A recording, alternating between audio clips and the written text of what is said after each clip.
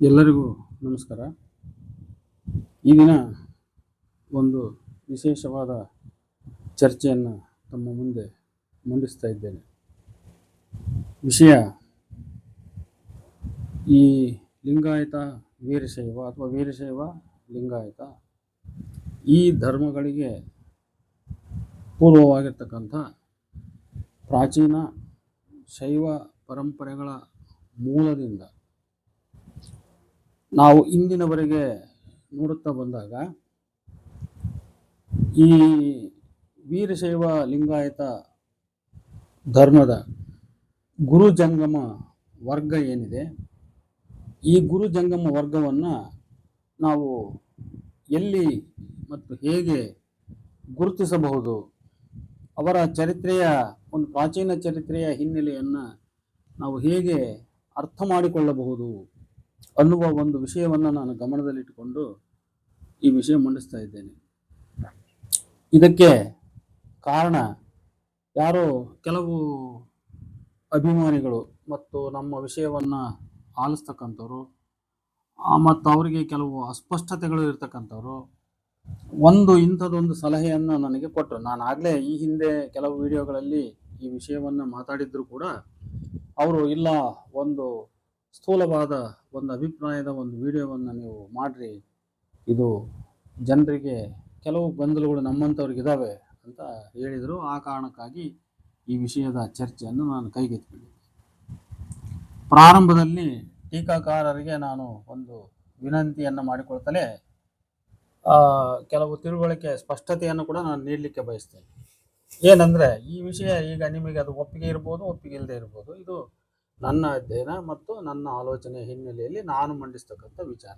ನನಗೆ ಯಾವುದೇ ತಪ್ಪು ಅಭಿಪ್ರಾಯಗಳನ್ನು, ಸುಳ್ಳು ಕಥೆಗಳನ್ನು ಹಬ್ಬಿಸುವ ಒಂದು ಉದ್ದೇಶ ನನಗಿಲ್ಲ, ಅಥವಾ ಜನತೆಯನ್ನು ಒಡೆದಾಳುವಂಥ ವಿಚಾರ, ಆ ಥರ ರಾಜಕೀಯ ಉದ್ದೇಶ ನನಗೇನಿಲ್ಲ. ನಾನೊಬ್ಬ ಸಂಶೋಧನಾಸಕ್ತ ವಿದ್ಯಾರ್ಥಿ. ಧರ್ಮ ಸಂಸ್ಕೃತಿಯ ಬಗ್ಗೆ ಒಂದು ಆಸಕ್ತಿ ಉಳ್ಳಂಥ, ವಿಶೇಷವಾದ ಸಂಶೋಧನಾಸಕ್ತಿ ಉಳ್ಳಂಥ ಒಬ್ಬ ವಿದ್ಯಾರ್ಥಿ. ಕಳೆದ ನಾನು ಒಂದು 30 ವರ್ಷ ನಾನು ಅಧ್ಯಯನ ಮಾಡಿ ಕೆಲವು ಕೃತಿಗಳನ್ನು ಹೊರಗೆ ತಂದಿರುವ ಹಿನ್ನೆಲೆಯಲ್ಲಿ ನಾನು ನನ್ನದೇ ಆದ ಆಲೋಚನೆಗಳನ್ನು ಮಂಡಿಸುವ ಸ್ವಾತಂತ್ರ್ಯ ನನಗಿದೆ. ಆದ್ದರಿಂದ ತಮಗೆ ಒಪ್ಪಿಗೆ ಆಗದೆ ಇರೋರು ನಿಮ್ಮ ವಿಚಾರ ನಮಗೆ ಒಪ್ಪಿಗೆ ಇಲ್ಲ ಅಂತ ಹೇಳ್ಬೋದು. ಸುಮ್ಮನೆ ನೀವು ಬ್ಯಾಡ್ ಕಮೆಂಟ್ಸ್, ನೆಗೆಟಿವ್ ಕಮೆಂಟ್ಸನ್ನು ದಯಮಾಡಿ ಮಾಡಲಿಕ್ಕೆ ಹೋಗಬೇಡ್ರಿ. ಇದರಿಂದ ಏನು ಪ್ರಯೋಜನ ಆಗಲ್ಲ. ನನಗೆ ಸ್ವಲ್ಪ ಏನೋ ಒಂಚೂರು ಮನಸ್ಸು ಕದಡಿದಂಗೆ ಆಗ್ಬೋದು, ಆದರೆ ಅದರಿಂದ ಮತ್ತು ಅದಕ್ಕೇನೋ ದೊಡ್ಡ ಆಘಾತ ಏನಾಗಲ್ಲ. ಹಾಗೆ ನಾನು ಅವರಲ್ಲಿ ವಿನಂತಿ ಮಾಡಿಕೊಳ್ತಾ ಒಂದು ರಚನಾತ್ಮಕವಾದ ವಿಮರ್ಶೆಯನ್ನು ಮತ್ತೊಂದನ್ನು ಮಾಡಿದರೆ ಭಾಳ ಸಂತೋಷ. ಅದನ್ನು ಯಾವತ್ತೂ ನಾನು ಸ್ವಾಗತಿಸ್ತೇನೆ. ಇಷ್ಟು ಅವ್ರಿಗೆ ಹೇಳಿ ನಾನು ಈ ವಿಚಾರಕ್ಕೆ ಹೋಗ್ತೇನೆ. ಪ್ರಿಯರೇ, ಇವತ್ತಿನ ಈ ಲಿಂಗಾಯತ ವೀರಶೈವ ಧರ್ಮನ ನೀವು ಅರ್ಥ ಮಾಡ್ಕೋಬೇಕಾದ್ರೆ ನೋಡ್ರಿ, ಇದರ ಪ್ರಾಚೀನತೆ ಇರ್ತಕ್ಕಂಥದ್ದು ಸಿಂಧೂ ಕೊಳ್ಳದ ನಾಗರಿಕತೆಯ ಕಾಲದಷ್ಟು ಪ್ರಾಚೀನ. ಅಂದರೆ ಒಂದು 5,000 ವರ್ಷಗಳ ಹಿಂದಕ್ಕೆ ನಾವು ಹೋಗ್ಬೇಕಾಗ್ತದೆ. ಇದನ್ನು ಬಸವಣ್ಣನವರ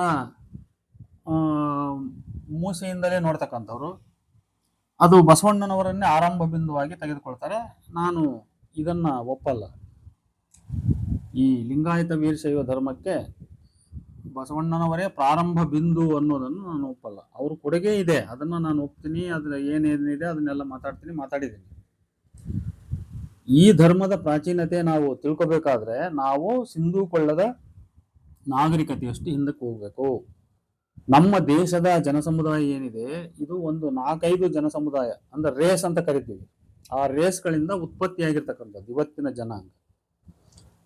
ನಿಗ್ರಿಟೋ ಪೀಪಲ್, ಪ್ರೋಟೋ ಆಸ್ಟ್ರಲೈಡ್ ಪೀಪಲ್ ಅಥವಾ ಆಸ್ಟ್ರೋ ಏಷಿಯಾಟಿಕ್ ಪೀಪಲ್, ಆಮೇಲೆ ಮೆಡಿಟರೇನಿಯನ್ ಪೀಪಲ್, ಮಂಗೋಲೈಟ್ಸ್, ಆಮೇಲೆ ನಾರ್ಡಿಕ್ ಪೀಪಲ್, ಆರ್ಯ ಜನಕ್ಕೆ ಕಾರಣವಾಗಿರ್ತಕ್ಕಂಥ ಒಂದು ನಾರ್ಡಿಕ್ ಸಮುದಾಯ, ನಾರ್ಡಿಕ್ ಪೀಪಲ್.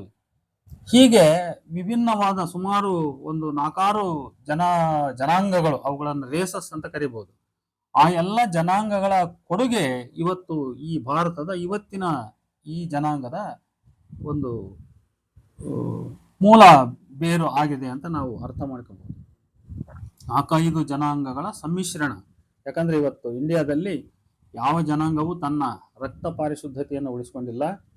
ಪ್ರತಿಯೊಂದು ಜನಸಮುದಾಯವು ಅದು ರಕ್ತ ಸಂಬಂಧದ ಮುಖಾಂತರವೂ ಸಾಂಸ್ಕೃತಿಕವಾಗಿಯೂ ಧಾರ್ಮಿಕವಾಗಿಯೂ ಅದು ಪರಸ್ಪರ ಸಮ್ಮಿಳನಗೊಳ್ತಾ ಬಂದಿದೆ, ಪರಸ್ಪರ ಕೊಡುಕೊಳೆಗಳನ್ನು ಮಾಡ್ತಾ ಬಂದಿದೆ, ತನ್ನದನ್ನು ಕೊಟ್ಟಿದೆ, ಬೇರೊಬ್ಬರದನ್ನು ಇಸ್ಕೊಂಡಿದೆ, ಮತಾಂತರಗೊಂಡಿದೆ.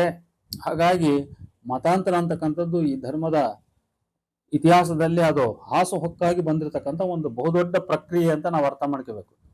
ಹಾಗಾಗಿ ಇವತ್ತು ನಾವು ಏನು ಕರಿತೀವಿ ಲಿಂಗಾಯತ ಅಥವಾ ವೀರಶೈವ ಧರ್ಮ ಅಥವಾ ವೀರಶೈವ ಅಥವಾ ಲಿಂಗಾಯತ ಅಂತ ಕರಿತೀವಿ, ಈ ಧರ್ಮ ಕರ್ನಾಟಕಕ್ಕೆ ಸಂಬಂಧಪಟ್ಟು ಈ ಧರ್ಮ ಇದು ತನ್ನ ಬೇರನ್ನು ಎಲ್ಲಿ ಇಟ್ಕೊಂಡಿದೆ ಅಂದ್ರೆ ಸಿಂಧೂ ನಾಗರಿಕತೆಯಲ್ಲಿ ಇಟ್ಕೊಂಡಿದೆ. ಅಲ್ಲಿ ಆರಂಭದಲ್ಲಿ ಶೈವ ಇತ್ತ ಅಂತ ಯಾರಾದ್ರೂ ಪ್ರಶ್ನೆ ಮಾಡಿದ್ರೆ ಇಲ್ಲ, ನೋನು. ಅಲ್ಲಿ ಶಾಕ್ತ ಪಂಥ ಇತ್ತು, ಅಲ್ಲಿ ವೃಕ್ಷ ಪೂಜೆ ಇತ್ತು, ಅಲ್ಲಿ ನಮಗೆ ನಮ್ಮ ಯಾವುದು ವೃಷಭ ಪಂಥದ ಕುರುಹುಗಳು ಅಲ್ಲಿ ಇದ್ವು. ಆಮೇಲೆ ಪಶುಪತಿಯ ಮೂರ್ತಿ ಅಲ್ಲಿತ್ತು, ಬಹಳ ಮುಖ್ಯವಾಗಿ ಪಶುಪತಿಯ ಮೂರ್ತಿ ಅಲ್ಲಿತ್ತು. ಸಣ್ಣ ಸಣ್ಣ ಲಿಂಗದ ಕುರುಹುಗಳು, ವೀಣಾಕಾರದ ಸಣ್ಣ ಸ್ತ್ರೀ ಮೂರ್ತಿಯ ದೇವತೆಯ ಮೂರ್ತಿಗಳು ಅವೆಲ್ಲ ನಮಗೆ ಸಿಕ್ಕಿರ್ತಕ್ಕಂಥದ್ದು. ಅದರ ಆಧಾರದ ಮೇಲೆ ನಾವು ಆವತ್ತಿನ ಕಾಲದ ಒಂದು ಧಾರ್ಮಿಕ ಏನಿರ್ಬೋದು ಅಸ್ತಿತ್ವ, ಅದು ಅದರ ಸ್ವರೂಪ ಹೆಂಗಿರ್ಬೋದು ಅಂತ ವಿಚಾರ ಮಾಡಿದಾಗ ನಮ್ಗನ್ನಿಸ್ತತೆ ಅದೊಂದು ರೀತಿ ಶಾಕ್ತ ಪಂಥದ ವೃಕ್ಷ ಪೂಜೆ, ನಿಸರ್ಗ ಪೂಜೆ ಮಾಡ್ತಕ್ಕಂಥ, ಯಾಕಂದ್ರೆ ಅಲ್ಲಿ ವೈದಿಕರು ಆಗಲೇ ಬಂದ್ಬಿಟ್ಟಿದ್ರು. ಅವರ ಛಾಪು ಕೂಡ ಸಿಂಧೂ ನಾಗರಿಕತೆ, ಹರಪ್ಪ ನಾಗರಿಕತೆ ಮೇಲೆ ಇರೋದ್ರಿಂದ ಅವೆರಡರ ಎಲ್ಲ ಸಮ್ಮಿಶ್ರಣ ಮಿಸಳುಬಾಜಿ ಅನ್ನೋ ರೀತಿಯಲ್ಲಿ ಇತ್ತದು. ಆರ್ಯರ ಒತ್ತಡದಿಂದ ಏನಾಯಿತು, ದ್ರಾವಿಡರು ದಕ್ಷಿಣಕ್ಕೆ ವಲಸೆ ಬಂದರು. ದ್ರಾವಿಡರು ದಕ್ಷಿಣಕ್ಕೆ ವಲಸೆ ಬಂದ ನಂತರ ಆರ್ಯ ದ್ರಾವಿಡರ ಸಂಘರ್ಷದಲ್ಲಿ ಅನೇಕ ಜನಾಂಗಿಕ ಕೊಡುಕೊಳೆಗಳೆಲ್ಲ ಆದವು. ಈ ಜನಾಂಗಿಕ ಕೊಡುಕೊಳೆಗಳ ಆಗುವುದರ ಜೊತೆಗೆ ಧಾರ್ಮಿಕ ಕೊಡುಕೊಳೆಗಳು ಕೂಡ ಅತ್ಯಂತ ಬಂದವು. ಇದರ ಪ್ರಾರಂಭ ಬಿಂದುವನ್ನ ನಾವು ಎಲ್ಲಿಂದ ತಗೋಬಹುದು ಅಂತಂದ್ರೆ ಹೀಗೆ ತಗೋಬಹುದು. ಒಂದು, ನಾವು ವೇದ ಕಾಲಕ್ಕೆ ಹೋದರೆ ನೋಡ್ರಿ, ವೈದಿಕ ದೇವತೆಗಳಲ್ಲಿ ವರುಣ ಬಹಳ ಪ್ರಾಚೀನ. ವರುಣನನ್ನ ಹಿಂದಕ್ಕೆ ತಳ್ಳಿ ಇಂದ್ರ ಬರ್ತಾನೆ, ಇಂದ್ರನನ್ನ ಹಿಂದಕ್ಕಿಟ್ಟು ರುದ್ರ ಮುಂದೆ ಬರ್ತಾನೆ. ಈ ರುದ್ರನಿಗೆ ಸರಿಸಾಟಿಯಾಗಿ ವೈದಿಕರು ವಿಷ್ಣುವನ್ನು ಬೆಳೆಸ್ತಾರೆ. ಆ ನಂತರ ಅಂದ್ರೆ ರುದ್ರ ಮತ್ತು ವಿಷ್ಣು ಪರಸ್ಪರ ಸಮಕಾಲೀನ ಅನ್ನೋ ಅರ್ಥದಲ್ಲಿ ನಮಗೆ ಈ ವೇದ ಮುಂತಾದ ಸಾಹಿತ್ಯಗಳಲ್ಲಿ ಮತ್ತೆ ಮುಂದಿನ ಪುರಾಣಗಳಲ್ಲಿ ನಮಗೆ ಅದು ಕಂಡು ಬರ್ತದೆ. ಹಾಗಾಗಿ ರುದ್ರನಿಗೆ ಸರಿಸಾಟಿಯಾಗಿ ವೈದಿಕರು ವಿಷ್ಣುವನ್ನು ಬೆಳೆಸುವ ಪ್ರಯತ್ನವನ್ನು ಮಾಡಿದಾಗ ಅಲ್ಲಿ ಶೈವ ವೈಷ್ಣವದ ಸಂಘರ್ಷದ ಒಂದು ತೀವ್ರತೆ ನಮ್ಮ ಕಣ್ಣಿಗೆ ಕಾಣ್ತದೆ. ಇದು ಒಂದು ಜಾಡಿದು. ಇನ್ನೊಂದು ಜಾಡು ಯಾವುದು ಅಂತ ಹೇಳಿದ್ರೆ, ಈ ವೇದ ಪರಂಪರೆಗೆ ಹೊರಗಿನದು ಶಾಕ್ತ ತಾಂತ್ರಿಕ ಪರಂಪರೆ ಅಲ್ಲಿತ್ತು. ಅದೇ ಶಾಕ್ತ ಶೈವ ಅಂತ ಕರಿತೀನಿ ನಾನು. ಈ ಶಾಕ್ತ ತಾಂತ್ರಿಕ ಪಂಥದಲ್ಲಿ ಅದು ನಾನು ಲೋಕಾಯತ ಅಂತ ಕರೆದಿದ್ದೀನಿ. ನಾನು ಲೋಕಾಯತ ಮತ್ತು ಶಾಕ್ತ ಶೈವ ಅನ್ನೋ ಕೃತಿ ಬರೆದಿರೋ ಕಾರಣಕ್ಕಾಗಿ ಆ ಹಿನ್ನೆಲೆಯಲ್ಲಿ ಮಾತುಗಳು ಹೇಳ್ತಾ ಇದ್ದೀನಿ. ಆರಂಭದಲ್ಲಿ ನಮ್ಮ ಭಾರತದ ಪ್ರಾಚೀನತಮ ಸಾಂಸ್ಕೃತಿಕ ತಳಹದಿ ಅಂದ್ರೆ ಅದು ಲೋಕಾಯತ ಅಂತ ಹೇಳ್ಬೋದು. ಅದು ಒಂದು ಪಾಪ್ಯುಲರ್ ಕಲ್ಟ್ ಅಂದ್ರೆ ಜನಪ್ರಿಯವಾದ ಒಂದು ಕುಲಾಚಾರ ಅಂತ ಕರೀತಾರೆ ಅಲ್ವಾ. ಅದೊಂದು ಭೌತವಾದಿ ದೃಷ್ಟಿಕೋನದ ಒಂದು ಸಂಸ್ಕೃತಿ, ಒಂದು ಆಚಾರದ, ಒಂದು ಕುಲಾಚಾರದ ಒಂದು ಸಮುಚ್ಚಯ ಅಂತ ನಾವು ಕರಿಬಹುದು. ಆ ಭಾಗದಿಂದ, ಆ ಮೂಲದಿಂದ ಹುಟ್ಟಿರ್ತಕ್ಕಂಥದ್ದು ಶಕ್ತಿ ಆರಾಧನೆ. ಆ ಮೂಲದಿಂದ ಹುಟ್ಟಿರ್ತಕ್ಕಂಥ ಸಾಹಿತ್ಯ ತಂತ್ರ ಸಾಹಿತ್ಯ. ವೇದ ಸಾಹಿತ್ಯಕ್ಕೆ ಸಂಬಂಧವಿಲ್ಲದ, ವೇದ ಸಾಹಿತ್ಯಕ್ಕೂ ಪ್ರಾಚೀನವಾದ, ವೇದ ಸಾಹಿತ್ಯಕ್ಕೆ ಹೊರಗಿನದಾದ ತಂತ್ರ ಸಾಹಿತ್ಯ ಏನಿದೆಯಲ್ಲ, ಈ ತಂತ್ರ ಸಾಹಿತ್ಯ ಮೂಲತಃ ಶಕ್ತಿಗೆ ಸಂಬಂಧಪಟ್ಟದ್ದು. ಈ ಶಕ್ತಿ ನಂತರ ಏನಾಗ್ತಾಳೆ, ಮುಂದೆ ಶಿವನನ್ನ ಜೋಡಿಸ್ಕೊಳ್ತಾಳೆ. ಅಂದ್ರೆ ಅಲ್ಲಿ ಇವ್ರ ಶಕ್ತಿ ಅಂದ್ರೆ ನಾವು ಇದನ್ನ ಇವತ್ತು ಆಧುನಿಕ ಮಾತಿನಲ್ಲಿ ಹೇಳೋದಾದ್ರೆ ಪಾರ್ವತಿ ಅಂತ ಕರಿಬಹುದು. ಈ ಪಾರ್ವತಿಯ ಮೂಲ ಎಲ್ಲಿದೆ ಅಂದ್ರೆ ಶಾಕ್ತ ಪಂಥದ ಶಕ್ತಿಯಲ್ಲಿದೆ. ಆ ಶಕ್ತಿಯ ಮೂಲ ಎಲ್ಲಿದೆ ಅಂತ ಹೇಳಿದ್ರೆ ಸ್ತ್ರೀ ಪೂಜಾರಿಣಿ ಅನ್ನುವ ಒಂದು ಸಂಸ್ಥೆಯಲ್ಲಿದೆ. ಅಂದ್ರೆ ಆಕೆ ಮೊದಲು ಒಬ್ಬ ಪೂಜಾರಿಣಿ, ಆಕೆ ಆ ಪೂಜಾರಿಣಿಗೆ, ಒಬ್ಬ ತಾಂತ್ರಿಕ ಪೂಜಾರಿಣಿಗೆ ಇನ್ನೊಬ್ಬ ಜೋಡಿಯಾಗಿ ಪುರುಷ ಪೂಜಾರಿ ಬೇಕು. ಅಂತ ಪುರುಷ ಪೂಜಾರಿಯೇ ಶಿವ ಆಗ್ತಾನೆ.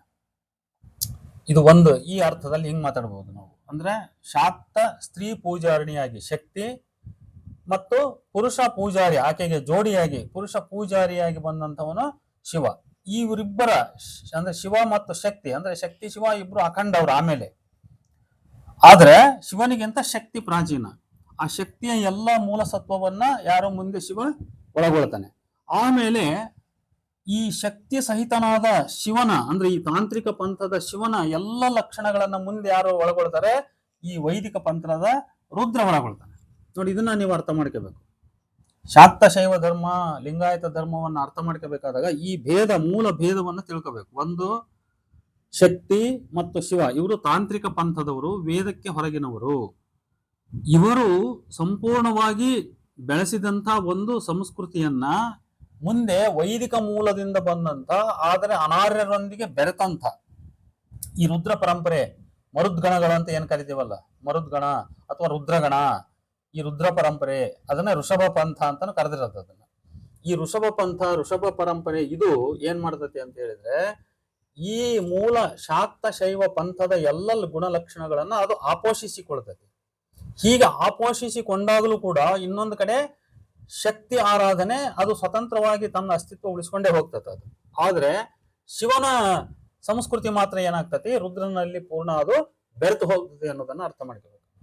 ಹಾಗಾಗಿ ಇವತ್ತು ಅಖಂಡ ಭಾರತದ ಮಟ್ಟದಲ್ಲಿ ನಾವು ಶೈವ ಧರ್ಮದ ಇತಿಹಾಸವನ್ನ ನೋಡಿದ್ರೆ ಅದು ಕರ್ನಾಟಕದ ಕೇವಲ ಲಿಂಗಾಯತ ವೀರಶೈವಕ್ಕೆ ಅಷ್ಟೇ ಸೀಮಿತ ಅಂತ ನಾವು ಭಾವಿಸಬಾರದು. ಹಾಗೆ ಭಾವಿಸಿದ್ರೆ ಅದು ತಪ್ಪದು. ಅಖಂಡವಾಗಿ ಕಾಶ್ಮೀರದಲ್ಲಿ ಕಾಶ್ಮೀರ ಶೈವ ಇದೆ. ಇನ್ನ ಉತ್ತರ ಪ್ರದೇಶ ಮುಂತಾದ ಭಾಗಗಳಲ್ಲಿ ಆಘೋರಿಗಳು, ನಾಥರು ಅಂತ ಆ ಒಂದು ಹೆಸರಿನಲ್ಲಿದೆ. ಇನ್ನು ದಕ್ಷಿಣಕ್ಕೆ ಬಂದ್ರೆ ಭಾರತ ಬಹಳ ಪ್ರಾಚೀನದಲ್ಲಿ, ಅಂದ್ರೆ ಹೆಚ್ಚು ಕಡಿಮೆ ಶಂಕರಾಚಾರ್ಯರಷ್ಟು ಪ್ರಾಚೀನ ಕಾಲದಲ್ಲಿ ಇಲ್ಲಿ ಕಾಪಾಲಿಕರಿದ್ರು. ಆಮೇಲೆ ಉತ್ತರದಿಂದ ನಾಥರು ಇಲ್ಲಿಗೆ ಬಂದು ಹೋಗಿದ್ರು. ಅದಕ್ಕಿಂತ ಇನ್ನೂ ಅಷ್ಟೇ ಪ್ರಾಚೀನವಾಗಿ, ಅಂದ್ರೆ ಕಾಪಾಲಿಕರು ನಾಥರಷ್ಟೇ ಪ್ರಾಚೀನವಾಗಿ ಸಿದ್ಧರು ಕೂಡ ಇದ್ರು. ನೋಡಿ, ನಾಥರು, ಸಿದ್ಧರು, ಕಾಪಾಲಿಕರು ಇವರು ದಕ್ಷಿಣದಲ್ಲಿದ್ರು. ಇವರು ಏನಾಯ್ತು ಮುಂದೆ ಅಂತ ಹೇಳಿದ್ರೆ, ಕಾಪಾಲಿಕ ಸಂಸ್ಕೃತಿ ಸಂಪೂರ್ಣ ಇಲ್ಲ ಅನ್ನಂಗಾಯ್ತು. ಕಾಪಾಲಿಕ ಸಂಸ್ಕೃತಿ ಸಂಪೂರ್ಣ ಇಲ್ಲ ಅನ್ನಂಗಾಯ್ತು. ಆಮೇಲೆ ಪಾಶುಪತ ಪಂಥ ಏನಾಯ್ತು, ಪಾಶುಪತ ಪಂಥ ಒಂದ್ ಕಡೆ ಅದು ಅತಿಮಾರ್ಗಿಕವಾದ ಪಂಥ ಆಗಿತ್ತು. ಅತಿಮಾರ್ಗಿಕವಾದ ಪಂಥ ಅದು ವೈದಿಕೀಕರಣಕ್ಕೆ ಒಳಗಾಗಿ ಅದು ವೈದಿಕರಿಗೆ ಹತ್ತಿರವಾಗಿರ್ತಕ್ಕಂಥ ಒಂದು ಶೈವ ಪಂಥವಾಗಿ ದಕ್ಷಿಣದಲ್ಲಿ ಹೆಚ್ಚು ಕಡಿಮೆ ಕದಂಬರ ಕಾಲಕ್ಕೆ ಅದು ಬಂತು. ಕ್ರಿಸ್ತಶಕ 4ನೇ 5ನೇ ಶತಮಾನದಲ್ಲಿ ಅದು ದಕ್ಷಿಣ ಭಾರತದಲ್ಲಿ ಅದು ಬಂದಿತ್ತು. ಅದು ಆ ಪಾಶುಪಥಕ್ಕ ಎರಡು ಪಾತಳಿಗಳಿವೆ ಅನ್ನೋದನ್ನ ಅರ್ಥ ಮಾಡ್ಕೋಬೇಕು. ಒಂದು ತಾಂತ್ರಿಕ ಅತಿಮಾರ್ಗಿಕ ಪಾತಳಿ, ಅದನ್ನ ಎಕ್ಸ್ಟ್ರೀಮಿಸಮ್ ಅಂತ ಕರಿಬಹುದು ನಾವು. ಅತಿಮಾರ್ಗಿಕ ಭೀಭತ್ಸವಾದ ಆಚರಣೆಗಳುಳ್ಳಂತ ಒಂದು ಪಾಶುಪಥ ಇತ್ತು. ಅದಾದ್ಮೇಲೆ ವೈದಿಕೀಕರಣಗೊಂಡಂತ ಪಾಶುಪಥ ಇನ್ನೊಂದಾಯ್ತು. ಆಮೇಲೆ ಆಗಲೇ ಹೇಳಿದೆ ಕಾಪಾಲಿಕ ಪಂಥ ಇತ್ತು. ಕಾಪಾಲಿಕ ಪಂಥ ಬಹುಶಃ ನನಗನ್ನಿಸ್ತತಿ ಅದರ ಸಾತ್ವಿಕೀಕರಣ ರೂಪವೇ ದಕ್ಷಿಣ ಭಾರತದ ಕಾಳಾಮುಖರು ಅಂತ ಕರಿತೀನಿ ನಾನು. ಕಾಪಾಲಿಕ ಪಂಥದ ಸಾತ್ವಿಕೀಕರಣ ರೂಪ, ಯಾಕಂದ್ರೆ ಅದ್ರೊಳಗೆ ಅನೇಕ ಬ್ರಾಹ್ಮಣರೆಲ್ಲ ಬಂದು ಕಾಪಾಲಿಕ ಪಂಥದೊಳಗೆ ಸೇರ್ಕೊಂತಾರೆ. ಅದೊಂದು ಭೈರವ ಆರಾಧನೆಯ ಪಂಥ. ಅದು ಭೈರವನು ಕೂಡ ಒಂದು ಶಿವನ ಅವತಾರ. ಹಾಗಾಗಿ ಭೈರವ ಆರಾಧನೆಯ ಒಂದು ಪಂಥವಾಗಿ ಕಾಪಾಲಿಕ ಪಂಥ ಅದೇನಾಗ್ತತಿ ಮುಂದೆ ಬಹುಶಃ ಕಾಳಾಮುಖ ಪಂಥದಲ್ಲಿ ಅದು ಅವಸಾನಗೊಳ್ತತಿ ಅಂತ. ಹೌದಾ? ಇದು ಒಂದು ಸ್ಪೆಕ್ಯುಲೇಷನ್. ಇದಕ್ಕೆಲ್ಲ ನೀವು ಮರ್ಡರ್ ಮಾಡಿದ್ದನ್ನ ನೋಡ್ತಾರಲ್ಲ, ಆ ರೀತಿ ಸಾಕ್ಷಿಗಳನ್ನ ಹೇಳಕ್ಕಾಗಲ್ಲ. ಅದನ್ನ ಅಧ್ಯಯನದ ಒಂದು ಎಳೆಯಿಂದ ಸೂಕ್ಷ್ಮವಾಗಿ ಒಂಥರ ಸರ್ಕಮ್ಸ್ಟೆನ್ಷಿಯಲ್ ಎವಿಡೆನ್ಸ್ ಅನ್ನೋ ರೀತಿಯಲ್ಲಿ ನಾವು ಕೆಲವು ಹೈಪೋಥೆಟಿಕಲ್ ಟ್ರೂತ್ಸ್ ಅನ್ನ ನಾವು ಹೇಳ್ಬೇಕಾಗ್ತದೆ. ಹೈಪೋಥೆಟಿಕಲ್ ಟ್ರೂತ್ಸ್ ಅನ್ನ ನಾವು ಗೆಸ್ ಮಾಡಿ ಇದು ಹೀಗಿರಬಹುದು ಅಂತ ಹೇಳ್ಬೇಕಾಗ್ತದೆ. ಆ ರೀತಿ ಹೇಳ್ತಾ ಇದ್ದೀನಿ ನಾನು. ಹಂಗಾಗಿ ಕಾಪಾಲಿಕ ಪಂಥ ಅಂತಕ್ಕಂಥದ್ದು ಶೈವದೊಳಗ ಅಲ್ಲ, ಕಾಳಾಮುಖದೊಳಗ ಅದು ಕರಿಗೆ ಹೋಗಿರ್ಬೇಕು. ಇದಾದ ಮೇಲೆ ಮತ್ತೇನಾಯ್ತು, ಈ ಕಡೆ ಲಾಕುಳರು ಬಂದ್ರು. ಯಾರು ಲಾಕುಳರು ಅಂತ ಪ್ರಶ್ನೆ ಇಲ್ಲಿ ನೋಡ್ರಿ. ಲಾಕುಳರು ಇದೊಂದು ಜಿನ ಬ್ರಾಹ್ಮಣ ಪಂಥ. ಇದು ಜಿನ ಬ್ರಾಹ್ಮಣ ಪರಂಪರೆ. ಏನು ಜಿನ ಬ್ರಾಹ್ಮಣ ಹಂಗಂದ್ರೆ, ಬ್ರಾಹ್ಮಣರು ಅವರು ಮೊದಲು ಏನಾಗ್ತಾರೆ, ಜೈನಕ್ಕೆ ಹೋಗ್ತಾರೆ. ಅವರ ಅಹಿಂಸೆ, ಶಾಂತಿ ಇತ್ಯಾದಿ ವಿಚಾರಗಳಿಗೆ ಆಕರ್ಷಿತರಾಗಿ ಕೆಲವು ಬ್ರಾಹ್ಮಣರು ಜೈನರಾಗ್ತಾರೆ. ಆಮೇಲೆ ಅವರು ಈ ಶೈವ ಬಹಳ ಮಿಲಿಟೆಂಟ್ ಆಗಿ ಬೆಳೆದು ಜೈನವನ್ನ ಅದು ತನ್ನೊಳಗೆ ಮಾಡ್ಕೊಳ್ತಂತಲ್ಲ, ಆ ಸಂದರ್ಭದಲ್ಲಿ ಅವ್ರು ಏನ್ ಮಾಡ್ಬಿಡ್ತಾರೆ, ಶೈವಕ್ಕೆ ಬಂದ್ಬಿಡ್ತಾರೆ. ಹೀಗೆ ಜೈನ ಮುಖೇನ ಶೈವಕ್ಕೆ ಬಂದಂತ ಬ್ರಾಹ್ಮಣರು ಏನಾದ್ರಲ್ಲ ಅವರಿಗೆ ನಾನು ಜಿನ ಬ್ರಾಹ್ಮಣರು ಅಂತ ಕರೆಯೋದು. ಆ ಜಿನ ಬ್ರಾಹ್ಮಣ ಪಂಥ ಏನಾಗ್ತದೆ, ಅದು ಕೂಡ ತನ್ನ ಪರಿಶುದ್ಧತೆಯನ್ನು ಉಳಿಸಿಕೊಳ್ಳಲ್ಲ, ಅದು ದ್ರಾವಿಡೀಕರಣಕ್ಕೆ ಒಳಗಾಗ್ತದೆ. ಅದು ದ್ರಾವಿಡೀಕರಣಕ್ಕೆ ಒಳಗಾಗ್ತದೆ. ಮತ್ತೆ ಇನ್ನೊಂದು ಏನ್ ಮಾಡ್ತದೆ, ಅದು ಈ ಮೂಲ ದ್ರಾವಿಡ ಪಂಥದ ಆಚರಣೆಗಳೇನಿದ್ವಲ್ಲ, ಈ ಪಂಥ ಪರಂಪರೆಗಳೇನಿದ್ವಲ್ಲ, ಅಂದ್ರೆ ಶಾಕ್ತ ಪಂಥ, ಶೈವ ಪಂಥ ಇವೇನಿದ್ವಲ್ಲ, ಇವುಗಳನ್ನ ಅದು ವೈದಿಕೀಕರಣಗೊಳಿಸ್ತದೆ. ಇದನ್ನ ಅರ್ಥ ಮಾಡ್ಕೋಬೇಕು. ಇವರ ಮೂಲ ಪ್ರತಿನಿಧಿ, ಮುಖ್ಯವಾದ ಪ್ರತಿನಿಧಿ ಯಾರು ಅಂದ್ರೆ ರುದ್ರ ಅಂತ ನಾವು ತಗೋಬೇಕು. ಮೊದಲಿಗೆ ರುದ್ರ, ಆಮೇಲೆ ಲಕುಲೀಶ ಅಂತ. ಲಕುಲೀಶನನ್ನ ಶಿವನ 28ನೇ ಅವತಾರ ಅಂತ ನಾವು ಕರಿತೀವಿ. ಶಿವನ 28ನೇ ಅವತಾರ ಲಕುಲೀಶ ಅಂತ. ಹಾಗಾಗಿ ಲಕುಲೀಶ ಜಿನಬ್ರಾಹ್ಮಣದ ಒಂದು ಸಂಕೇತ ಆಗ್ತಾನೆ. ರುದ್ರ ರಾತ್ಯ ಪರಂಪರೆಯ ಸಂಕೇತ ಆಗಿ ಅವನು ಏಕರಾತ್ಯ ಅಂತ ಅನಿಸ್ಕೊಳ್ತಾನೆ. ಅವನು ಏನ್ ಮಾಡ್ತಾನೆ, ಎಲ್ಲ ಈ ಶಾಕ್ತ ಶೈವ ಪಂಥದ ಅನೇಕ ಬುಡಕಟ್ಟುಗಳನ್ನ, ಅಂದ್ರೆ ಉಪಜನ ಸಮುದಾಯಗಳನ್ನ ಅವುಗಳನ್ನ ಏನ್ ಮಾಡ್ತಾನೆ, ತನ್ನೊಳಗೆ ಕರೆಸ್ಕೊಂಡ್ಬಿಡ್ತಾನೆ ಅವನು. ಯಾಕಂದ್ರೆ ಅವ್ರನ್ನೆಲ್ಲ ಗೆದ್ದು ಬಿಡ್ತಾನೆ ಅವನು. ಹಾಗಾಗಿ ನೋಡ್ರಿ, ಕೊನೆಗೆ ಅಂತಿಮವಾಗಿ ಶಿವನ ವೇಷ ನಾವು ಅರ್ಥ ಮಾಡ್ಕೋಬೇಕು. ಶಿವನಲ್ಲಿ ಹುಲಿ ತೊಗಲಿದೆ, ಆಮೇಲೆ ಗಜಚರ್ಮ ಇದೆ, ಕಟ್ವಾಂಗ ಇದೆ, ರುಂಡಮಾಲೆ ಇದೆ, ಅವನು ಅರ್ಧನಾರೀಶ್ವರನ ವೇಷ ಇದೆ, ಜಡೆ ಇದೆ, ಅವನಲ್ಲಿ ಕೈಗೆ ಬಳೆ ತೊಟ್ಕೊಂಡಿರೋದಿದೆ. ಇಂಥವೆಲ್ಲ ಅವನ ಪಕ್ಕ ಪೂಜಾರಿಯ ಲಕ್ಷಣಗಳು ಶಿವನಿಗಿದಾವೆ ಅಲ್ವಾ. ಈ ಪಕ್ಕ ಪೂಜಾರಿಯ ಲಕ್ಷಣ ಏನಿದಾವಲ್ಲ, ಇವೆಲ್ಲ ಶಾಕ್ತ ಶೈವ ಪಂಥದಿಂದಲೇ ಬಂದಿರತಕ್ಕಂಥವು. ಈ ಎಲ್ಲ ಲಕ್ಷಣಗಳು ರುದ್ರನಿಗೆ ಬರ್ತಾವೆ. ರುದ್ರನಿಗೆ ಯಾಕೆ ಬರ್ತಾವ ಅಂತ ಹೇಳಿದ್ರೆ, ರುದ್ರ ಈ ಎಲ್ಲ ಪಂಥ ಪರಂಪರೆಗಳನ್ನ ತನ್ನದಾಗಿ ಮಾಡಿಕೊಂಡ. ಅದಾದ ಮೇಲೆ ಮುಂದಿನ ಬೇರೆ ಬೇರೆ ದೇವತೆಗಳು, ಈಗ ಉದಾಹರಣೆ ಯಾರು, ವೀರಭದ್ರನ ಅವತಾರ ಬರ್ತದೆ, ಇತ್ಯಾದಿ ಎಲ್ಲ ಬರ್ತದೆ. ವೀರಭದ್ರ, ಮರುದ್ಗಣಗಳು, ಅಲ್ಲಿ ನಡೀತಕ್ಕಂಥ ವೈದಿಕ ಮತ್ತು ಈ ಪರಂಪರೆಗಳ ಸಂಘರ್ಷ, ವೈಷ್ಣವ ಮತ್ತು ಶೈವ ಪಂಥಗಳ ಸಂಘರ್ಷ, ಇವೆಲ್ಲವನ್ನು ನಾವು ಸರಿಯಾಗಿ ಅರ್ಥ ಮಾಡ್ಕೋಬೇಕು. ಅಲ್ಲಿ ಅನೇಕ ಜನ ವೈದಿಕ ಋಷಿಗಳು ರುದ್ರನನ್ನ, ನಮ್ಮ ಪ್ರಾಣಿಯನ್ನು ಕೊಲ್ಲಬೇಡ, ನಮ್ಮ ಹೆಂಡತಿ ಮಕ್ಕಳನ್ನ ರಕ್ಷಿಸು ಅನ್ನುವಂತ ಪ್ರಾರ್ಥನೆ ಮಾಡುವಂಥದ್ದು. ಅಂದ್ರೆ ರುದ್ರನಿಗೆ ಭಯಗೊಂಡಿರ್ತಾರ ಅವರು. ಯಾಕಂದ್ರೆ ಅವನು ಬಹಳ ಘೋರ, ಅವನು ಘೋರಾವತಾರಿ, ಉಗ್ರಾವತಾರ ಅವನು, ಯಾರ್ದು, ರುದ್ರಂದು. ಹಾಗಾಗಿ ಉಗ್ರಾವತಾರಿ ರುದ್ರನಿಗೆ ಇವರೆಲ್ಲ ಹೆದರಿ ಬಿಟ್ಟಿರ್ತಾರೆ ಇವರು. ಹೀಗೆ ಒಂದ್ ಕಡೆ ಇದು ಬೆಳೆದ್ರೆ, ಇನ್ನೊಂದ್ ಕಡೆ ನೋಡ್ರಿ, ಬಹಳ ಮುಖ್ಯವಾದ ಟೊಟೆಮ್ ಯಾವ್ದದು, ನಂದಿ, ಋಷಭ. ಆ ಋಷಭ ಪಂಥ ಏನಾಗ್ತತಿ, ಅದು ಕೂಡ ರುದ್ರನಿಗೆ ಸೋಲ್ತದ. ರುದ್ರನಿಗೆ ಸೋತಾಗ ಅದು ರುದ್ರನ ವಾಹನ ಆಗ್ತದ. ಮೊದಲು ಋಷಭ ಏನು ಅಂದ್ರೆ ರುದ್ರನಿಗೆ ನಿಜವಾಗ್ಲೂ ಬಲಿ. ಅದು ಶೂಲಾಗವ ಅನ್ನುವಂತ ಒಂದು ಯಾಗ ಬರ್ತದೆ. ಆ ಶೂಲಾಗವ ಯಾಗದಲ್ಲಿ ರುದ್ರನಿಗೆ ಬಲಿಯಾಗಿ ಋಷಭವನ್ನ ಕೊಡ್ತಾ ಇರ್ತಾರೆ. ಆಮೇಲೆ ಸ್ವತಃ ರುದ್ರನೂ ಋಷಭ ರೂಪಿ. ನೋಡಿ, ಇಂದ್ರನೂ ಋಷಭ ರೂಪಿ. ಅರ್ಥ ಮಾಡ್ಕೋಬೇಕು ನಾವು. ಇದೆಲ್ಲ ನಾವು ವೇದ ಸಾಹಿತ್ಯವನ್ನ ಅರ್ಥ ಮಾಡ್ಕೊಳ್ತಾ ಹೋದಾಗ ಅಲ್ಲಿ ಇಂದ್ರನು ಋಷಭ ರೂಪಿಯಾಗಿರ್ತಕ್ಕಂಥದ್ದು, ರುದ್ರನು ಋಷಭ ರೂಪಿಯಾಗಿರ್ತಕ್ಕಂಥದ್ದು ನಮ್ಗೆ ಗೊತ್ತಾಗ್ತದೆ. ಸ್ವತಃ ಋಷಭ ರೂಪಿಯಾಗಿರ್ತಕ್ಕಂಥ ರುದ್ರನಿಗೆ ಮತ್ತೆ ಋಷಭವೇ ಬಲಿ ಆಗ್ತತಿ. ಈ ಬಲಿ ಅದು ಮುಂದೊಮ್ಮೆ ಏನಾಗ್ತತಿ, ಒಂದು ಟೊಟೆಮ್ ಅಂತ ಕರಿತೀವಿ, ಕುಲಲಾಂಛನ ಆಗ್ತದೆ ಅದು. ಆಮೇಲೆ ಅದು ಒಂದು ಪೂಜನೀಯ ವಸ್ತು ಆಗ್ತತಿ. ಯಾವುದು ಪ್ರಾಣಿ ಆಗ್ತತಿ, ಯಾವುದು ಋಷಭ ಪೂಜನೀಯ ವಸ್ತು ಆದ್ಮೇಲೆ ಅದನ್ನ ಮುಂದೆ ಪುರಾಣಕರ್ತರು ಪುರಾಣ ಕಲ್ಪನೆ ಮಾಡಿ ಏನ್ ಮಾಡಿದ್ರು, ಅದನ್ನ ಶಿವನಿಗೆ ಯಾವ ರೀತಿ ಲಿಂಕ್ ಮಾಡಿದ್ರು ಅಂದ್ರೆ ಶಿವನ ವಾಹನ ಅಂತ ಲಿಂಕ್ ಮಾಡಿದ್ರು. ಶಿವನ ವಾಹನ ಅಂತ ಹೇಳಿ ಲಿಂಕ್ ಮಾಡಿದ್ರು. ಹಂಗಾಗಿ ರುದ್ರನಲ್ಲಿ ಅನೇಕ ಶಾಕ್ತ ಶೈವ ಪಂಥದ ಎಲ್ಲ ಲಕ್ಷಣಗಳು ಅವನಲ್ಲಿ ಮೇಳೈಸಿಕೊಂಡಿವೆ ಅನ್ನೋದನ್ನ ಅರ್ಥ ಮಾಡ್ಕೋಬೇಕು. ಋಷಭ ಪಂಥದವರು ರುದ್ರನಿಗೆ ಸೋತರು, ಅವ್ರದ್ದು ಶಿವನ ವಾಹನ ಆಯಿತು. ಅದೇ ರೀತಿ ಆನೆ ತೊಗಲು, ಅದು ಕೂಡ ಆನೆ ಒಂದು ಯಾವುದೋ ಬುಡಕಟ್ಟಿನ ಜನರ ಸಮುದಾಯದ್ದಿರಬೇಕು. ಅದೇ ತರ ಹುಲಿ ಚರ್ಮ, ಅದು ಒಂದು ಜನ ಸಮುದಾಯದ್ದು. ಕಟ್ವಾಂಗ ಒಂದು ಜನ ಸಮುದಾಯದ್ದು, ತಾಂತ್ರಿಕ ಪಂಥದಲ್ಲಿ ಬರ್ತತಿ. ಇನ್ನು ತಲೆ ಬುರುಡೆ ತಗೊಳ್ಳಿ, ರುಂಡಮಾಲೆ ಶಕ್ತಿದದು. ಹೀಗೆ ಶಕ್ತಿ ಮತ್ತು ಶಿವ ಇವೆರಡು ಮೇಳೈಸಿರ್ತಕ್ಕಂಥ ಒಂದು ದೈವತ, ವೈದಿಕ ದೈವತ, ವೈದಿಕ ಅವೈದಿಕ, ಅದನ್ನು ವೈದಿಕ ಅಂತ ಕರೆಯಕ್ ಬರಲ್ಲ, ವೈದಿಕ ಮೂಲದಿಂದ ಬಂದಂತ ಅವೈದಿಕೀಕರಣಗೊಂಡಂತ, ಆರ್ಯ ಮೂಲದಿಂದ ಬಂದಿದ್ದರು ದ್ರಾವಿಡೀಕರಣಗೊಂಡಂತೆ. ಯಾಕಂದ್ರೆ ಈ ರಾತ್ಯ ಪಂಥದ ಮೂಲ ಎಲ್ಲಿದೆ ಅಂದ್ರೆ ಅಸುರ ಪರಂಪರೆಯಲ್ಲಿದೆ. ಅಸುರರು ಯಾರು ಅಂದ್ರೆ ಅಂತ ಹೇಳಿದ್ರೆ ಕ್ಷತ್ರಿಯರವರು. ಅಸುರರು ಕ್ಷತ್ರಿಯರು. ಆ ಕ್ಷತ್ರಿಯ ಜನ ಏನ್ ಮಾಡ್ತಾರೆ, ಅವರು ಬಹಳ ಪ್ರಾಚೀನದಲ್ಲಿ ಈ ದೇಶದ ನೆಲಕ್ಕೆ ಬಂದು ಇಲ್ಲಿಯ ಜನ ಸಮುದಾಯದೊಂದಿಗೆ ಮಿಕ್ಸ್ ಆಗ್ತಾ ಹೋಗ್ತಾರೆ. ಅವರ ಸಮುದಾಯ ಮಿಕ್ಸ್ ಆಗಿ ಅವರು ಪ್ರಬಲರಾದಂತೆ ವೇದದಲ್ಲಿ ಇಂದ್ರನ ಶಕ್ತಿ ಕುಸಿತಾ ಹೋಗ್ತದೆ. ಇದನ್ನ ಅರ್ಥ ಮಾಡ್ಕೊಳ್ಳಿ. ರುದ್ರ ಬಲಗೊಂಡಂತೆ ಅಂದ್ರೆ ರುದ್ರ ಪಂಥ ಬಲವಾದಂತೆ ಅಲ್ಲಿ ಇಂದ್ರ ಪಂಥ ಕ್ಷೀಣಿಸ್ತಾ ಹೋಗ್ತದೆ ಅದು. ಆಗ ಅವರು ಮತ್ತೆ ವೈದಿಕರು ಆತಂಕಗೊಂಡು ಏನ್ ಮಾಡ್ತಾರೆ, ಈ ರುದ್ರನಿಗೆ ಸರಿಸಾಟಿಯಾಗಿ ವಿಷ್ಣುವನ್ನ ಬೆಳೆಸುವ ಪ್ರಯತ್ನವನ್ನು ಮಾಡ್ತಾರೆ. ವಿಷ್ಣು ಮತ್ತು ರುದ್ರನ ಸಂಘರ್ಷ, ಪೈಪೋಟಿ, ಆ ವಿಚಾರ ಇಲ್ಲಿ ಅಪ್ರಸ್ತುತ. ನೋಡಿ, ಇದು ಅತ್ಯಂತ ಪ್ರಾಚೀನವಾದ ಶಾಕ್ತ ಶೈವ ಪಂಥದ ಇತಿಹಾಸ. ಇದು ಈ ದೇವತೆಗಳ ಇತಿಹಾಸ. ಅಲ್ಲಿ ದಕ್ಷಯಾಗ ಸಂಹಾರದ ವಿಚಾರ ಬರ್ಬೋದು, ಸತಿ ದಹನದ ವಿಚಾರ ಬರ್ಬೋದು, ಇನ್ನು ಬೇರೆ ಬೇರೆ ಎಲ್ಲ ಪುರಾಣ ಕಥೆಗಳೆಲ್ಲ ಅಲ್ಲೆಲ್ಲ ಇವೆ. ಅಲ್ಲಿ ವೀರಭದ್ರನ ಅವತಾರ ಆಗ್ತಕ್ಕಂಥದ್ದು ಇತ್ಯಾದಿ.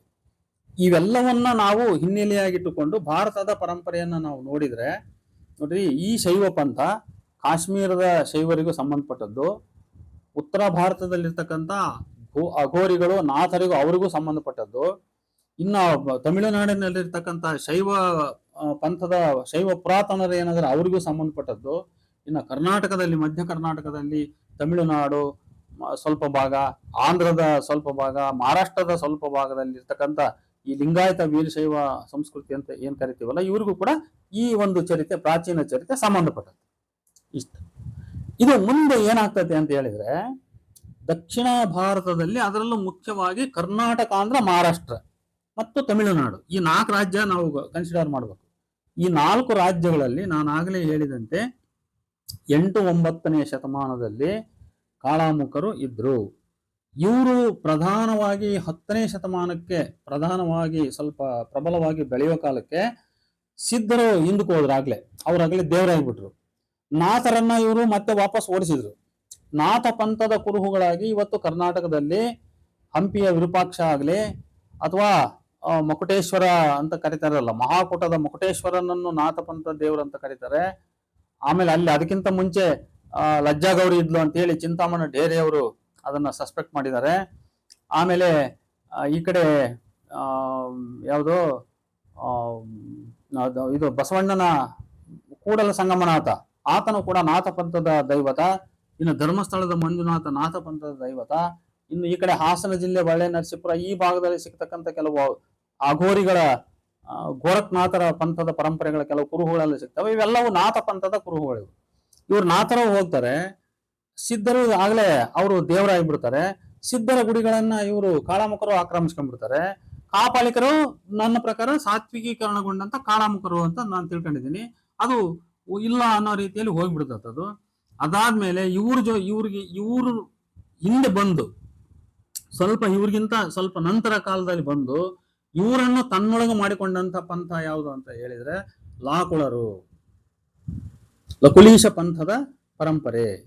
ನೋಡು, ಅದು ಏನಾಗ್ತದೆ, ಅದನ್ನ ಇಲ್ಲಿ ಅಭಿನವ ಪಾಶುಪತ ಅಂತ ಕರೆದ್ರು, ಇನ್ನು ಬೇರೆ ಬೇರೆ ಹೆಸರಲ್ಲಿ ಕರೆದ್ರು. ಅದರಲ್ಲಿ ಸಿಂಹ ಪರಿಷೆ, ಶಕ್ತಿ ಪರಿಷೆ, ಅದು ಇದು ಅಂತ ಹೇಳಿ ಬೇರೆ ಬೇರೆ ಚರಿತ್ರೆ ಇತಿಹಾಸ ಎಲ್ಲ ಇದೆ. ಅದೆಲ್ಲ ಇಲ್ಲಿ ಅನವಶ್ಯ. ಇಲ್ಲಿ ಒಟ್ಟಾರೆ ಶಕ್ತಿ ಪರಿಷೆ ಇರಲಿ, ಸಿಂಹ ಪರಿಷೆ ಇರಲಿ, ಕಾಳಾಮುಖ, ಪಾಶುಪತ, ಲಾಕುಳ, ಈ ಎಲ್ಲ ಪಂಥ ಪರಂಪರೆಗಳ ಸಮುಚ್ಚಯದಿಂದ ಹುಟ್ಟಿರ್ತಕ್ಕಂಥ ಈ ಇಲ್ಲಿಯ ವೀರಶೈವ ಲಿಂಗಾಯತ ಧರ್ಮ ಅಂತಕ್ಕಂಥದ್ದು ಬಹಳ ಪ್ರಾಚೀನದಲ್ಲಿ ಅದು ಒಂದು ಪುರೋಹಿತ ಕೇಂದ್ರವಾದ ಧರ್ಮ ಆಗಿದೆ. ಮೊದಲಿಗೆ ಅದು ಒಂದು ವ್ರತ, ಆಮೇಲೆ ಅದು ಮತ ಆಯಿತು. ವ್ರತ ಅಂದ್ರೆ ಯಾರು ಹೇಳ್ತಕ್ಕಂಥ ವ್ರತ? ಈ ಪುರೋಹಿತರು ಭಕ್ತರಿಗೆ, ಅಂದ್ರೆ ಭಕ್ತರು ಅಂದ್ರೆ ಏನು, ಯಾರು ಯಾವುದೇ ಒಂದು ನಿರ್ದಿಷ್ಟವಾದ ಅಪೇಕ್ಷೆಯನ್ನು ಇಟ್ಟುಕೊಂಡು, ಫಲಾಪೇಕ್ಷೆಯನ್ನು ಇಟ್ಟುಕೊಂಡು ನಾನು ಶಿವನ ಪೂಜೆ ಮಾಡ್ತೀನಿ ಅಂತ ಹೇಳಿ ಶಾಂಭವ ವ್ರತ ಅಂತ ಮಾಡ್ತೀನಿ ಅಂತ ಹೇಳ್ತಾರೋ ಅಂತವರಿಗೆ ಪುರೋಹಿತರಿಂದ ಉಪದೇಶಿಸಲ್ಪಟ್ಟಂತ ಒಂದು ವ್ರತ ಇದು ಮೊದಲಿಗೆ. ಹಾಗಾಗಿ ಅವ್ರು ಏನ್ ಮಾಡ್ತಿದ್ರು, ಮೊದಲು ನದಿ ದಂಡೆ, ಕೆರೆ ದಂಡೆ, ಹಳ್ಳ ಅಲ್ಲಿ ಇಲ್ಲಿ ಹೋಗಿ ಅಲ್ಲಿಯೇ ಮಣ್ಣು ಮರಳು ತಗೊಂಡ್ಬಿಟ್ಟು ಅದರಲ್ಲಿನೇ ಲಿಂಗ ಮಾಡಿ ಅಲ್ಲೇ ಪೂಜೆ ಮಾಡಿ ಬಂದ್ಬಿಡಿದ್ರು. ಇದು 1 ತಿಂಗಳ ಕಾಲ ನಡೆಯೋದು, ಆಮೇಲೆ ಮುಗಿದೋಗ್ಬಿಡ್ತದೆ ಅಷ್ಟೇ. ಅದರಲ್ಲಿ ನೋಡ್ರಿ, ಆಗಮಗಳನ್ನ ನೀವು ಓದ್ತಾ ಬಂದ್ರೆ ಆ ಮಣ್ಣುಗಳಲ್ಲೂ ಕೂಡ ಬಿಳೆ ಮಣ್ಣು ಇಂಥವ್ರಿಗೆ, ಕರೆ ಮಣ್ಣು ಅಲ್ಲಿ ಒಂದು ರೀತಿ ವರ್ಣನೀತಿ ಇದೆ. ಅಲ್ಲಿ ಕರೆ ಮಣ್ಣು ಶೂದ್ರರಿಗೆ, ಕೆಂಪು ಮಣ್ಣು ಕ್ಷತ್ರಿಯರಿಗೆ, ಬಿಳಿಯ ಮಣ್ಣು ಬ್ರಾಹ್ಮಣರಿಗೆ ಅಂತ ಈ ರೀತಿ ಒಂದು ಕ್ಷತ್ರಿಯ ನೀತಿ ವಿಚಾರಗಳು ಅಲ್ಲೆಲ್ಲ ಬರ್ತವೆ. ಅದೆಲ್ಲ ಇರ್ಲಿ. ಒಟ್ಟಾರೆ ಇದು ಮೊದಲಿಗೆ ಒಂದು ಟೆಂಪರರಿ ಪೂಜೆ ಇದೆ, ಯಾವುದು ಶಿವನ ಪೂಜೆ. ಇಂಥ ಒಂದು ವ್ರತವಾಗಿರ್ತಕ್ಕಂಥ ಶಿವ ಪೂಜೆ ಮುಂದೆ ಏನಾಗ್ತದೆ, ಇದು ಮತ ಆಗ್ತದೆ ಅಲ್ವಾ? ಮತ ಆಗಲಿಕ್ಕೆ ಯಾರ ಕಾರಣ ಅಂತ ಮೊದಲು ನಾವು ಅರ್ಥ ಮಾಡ್ಕೋಬೇಕು. ಇದನ್ನ ಮತ ಮಾಡ್ಲಿಕ್ಕೆ ಕಾರಣ ಯಾರು ಅಂತ ಹೇಳಿದ್ರೆ ಇದರ ಪುರೋಹಿತ ವರ್ಗವೇ.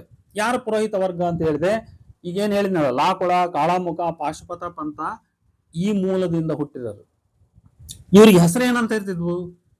ಪಂಡಿತ, ದೇಶಿಕ, ಈ ರೀತಿ ಹೆಸರು ಇರ್ತಿದ್ವು. ಶಿವಶಕ್ತಿ ಪಂಡಿತ, ಇಂಥ ದೇಶಿಕ, ಆ ತರ ಹೆಸರು ಇರ್ತಿದ್ವು. ಆ ತರದ ಹೆಸರುಗಳು ಉಳ್ಳಂತ ಈ ಪಂಥದ ಪುರೋಹಿತರು ಜನಗಳಿಗೆ ಏನ್ ಮಾಡಿದ್ರು, ಕೆಲವು ಮುಂದೆ ಬೆಳೀತಾ ಬೆಳೀತಾ ಅವ್ರದೇ ಆಗಿರ್ತಕ್ಕಂಥ ಶಾಸ್ತ್ರ ಆಗಮ ಅವು ಇವು ರಚನೆ ಮಾಡ್ತಾ ಬಂದ್ರು. ಅದರಲ್ಲಿ ಕೆಲವು ರೀತಿ ನೀತಿಗಳನ್ನ ಹೇಳ್ತಾ ಬಂದ್ರು. ಆ ತಮಗೆ ಅಲ್ಲಿ ಏನ್ ಬರ್ತೈತಿ, ಭವಿಭಕ್ತ ಒಂದು ಭೇದದ ಕಾನ್ಸೆಪ್ಟ್ ಬಹಳ ಮುಖ್ಯವಾಗಿ ಹುಟ್ಕೊಂಡ್ಬಿಡ್ತದೆ.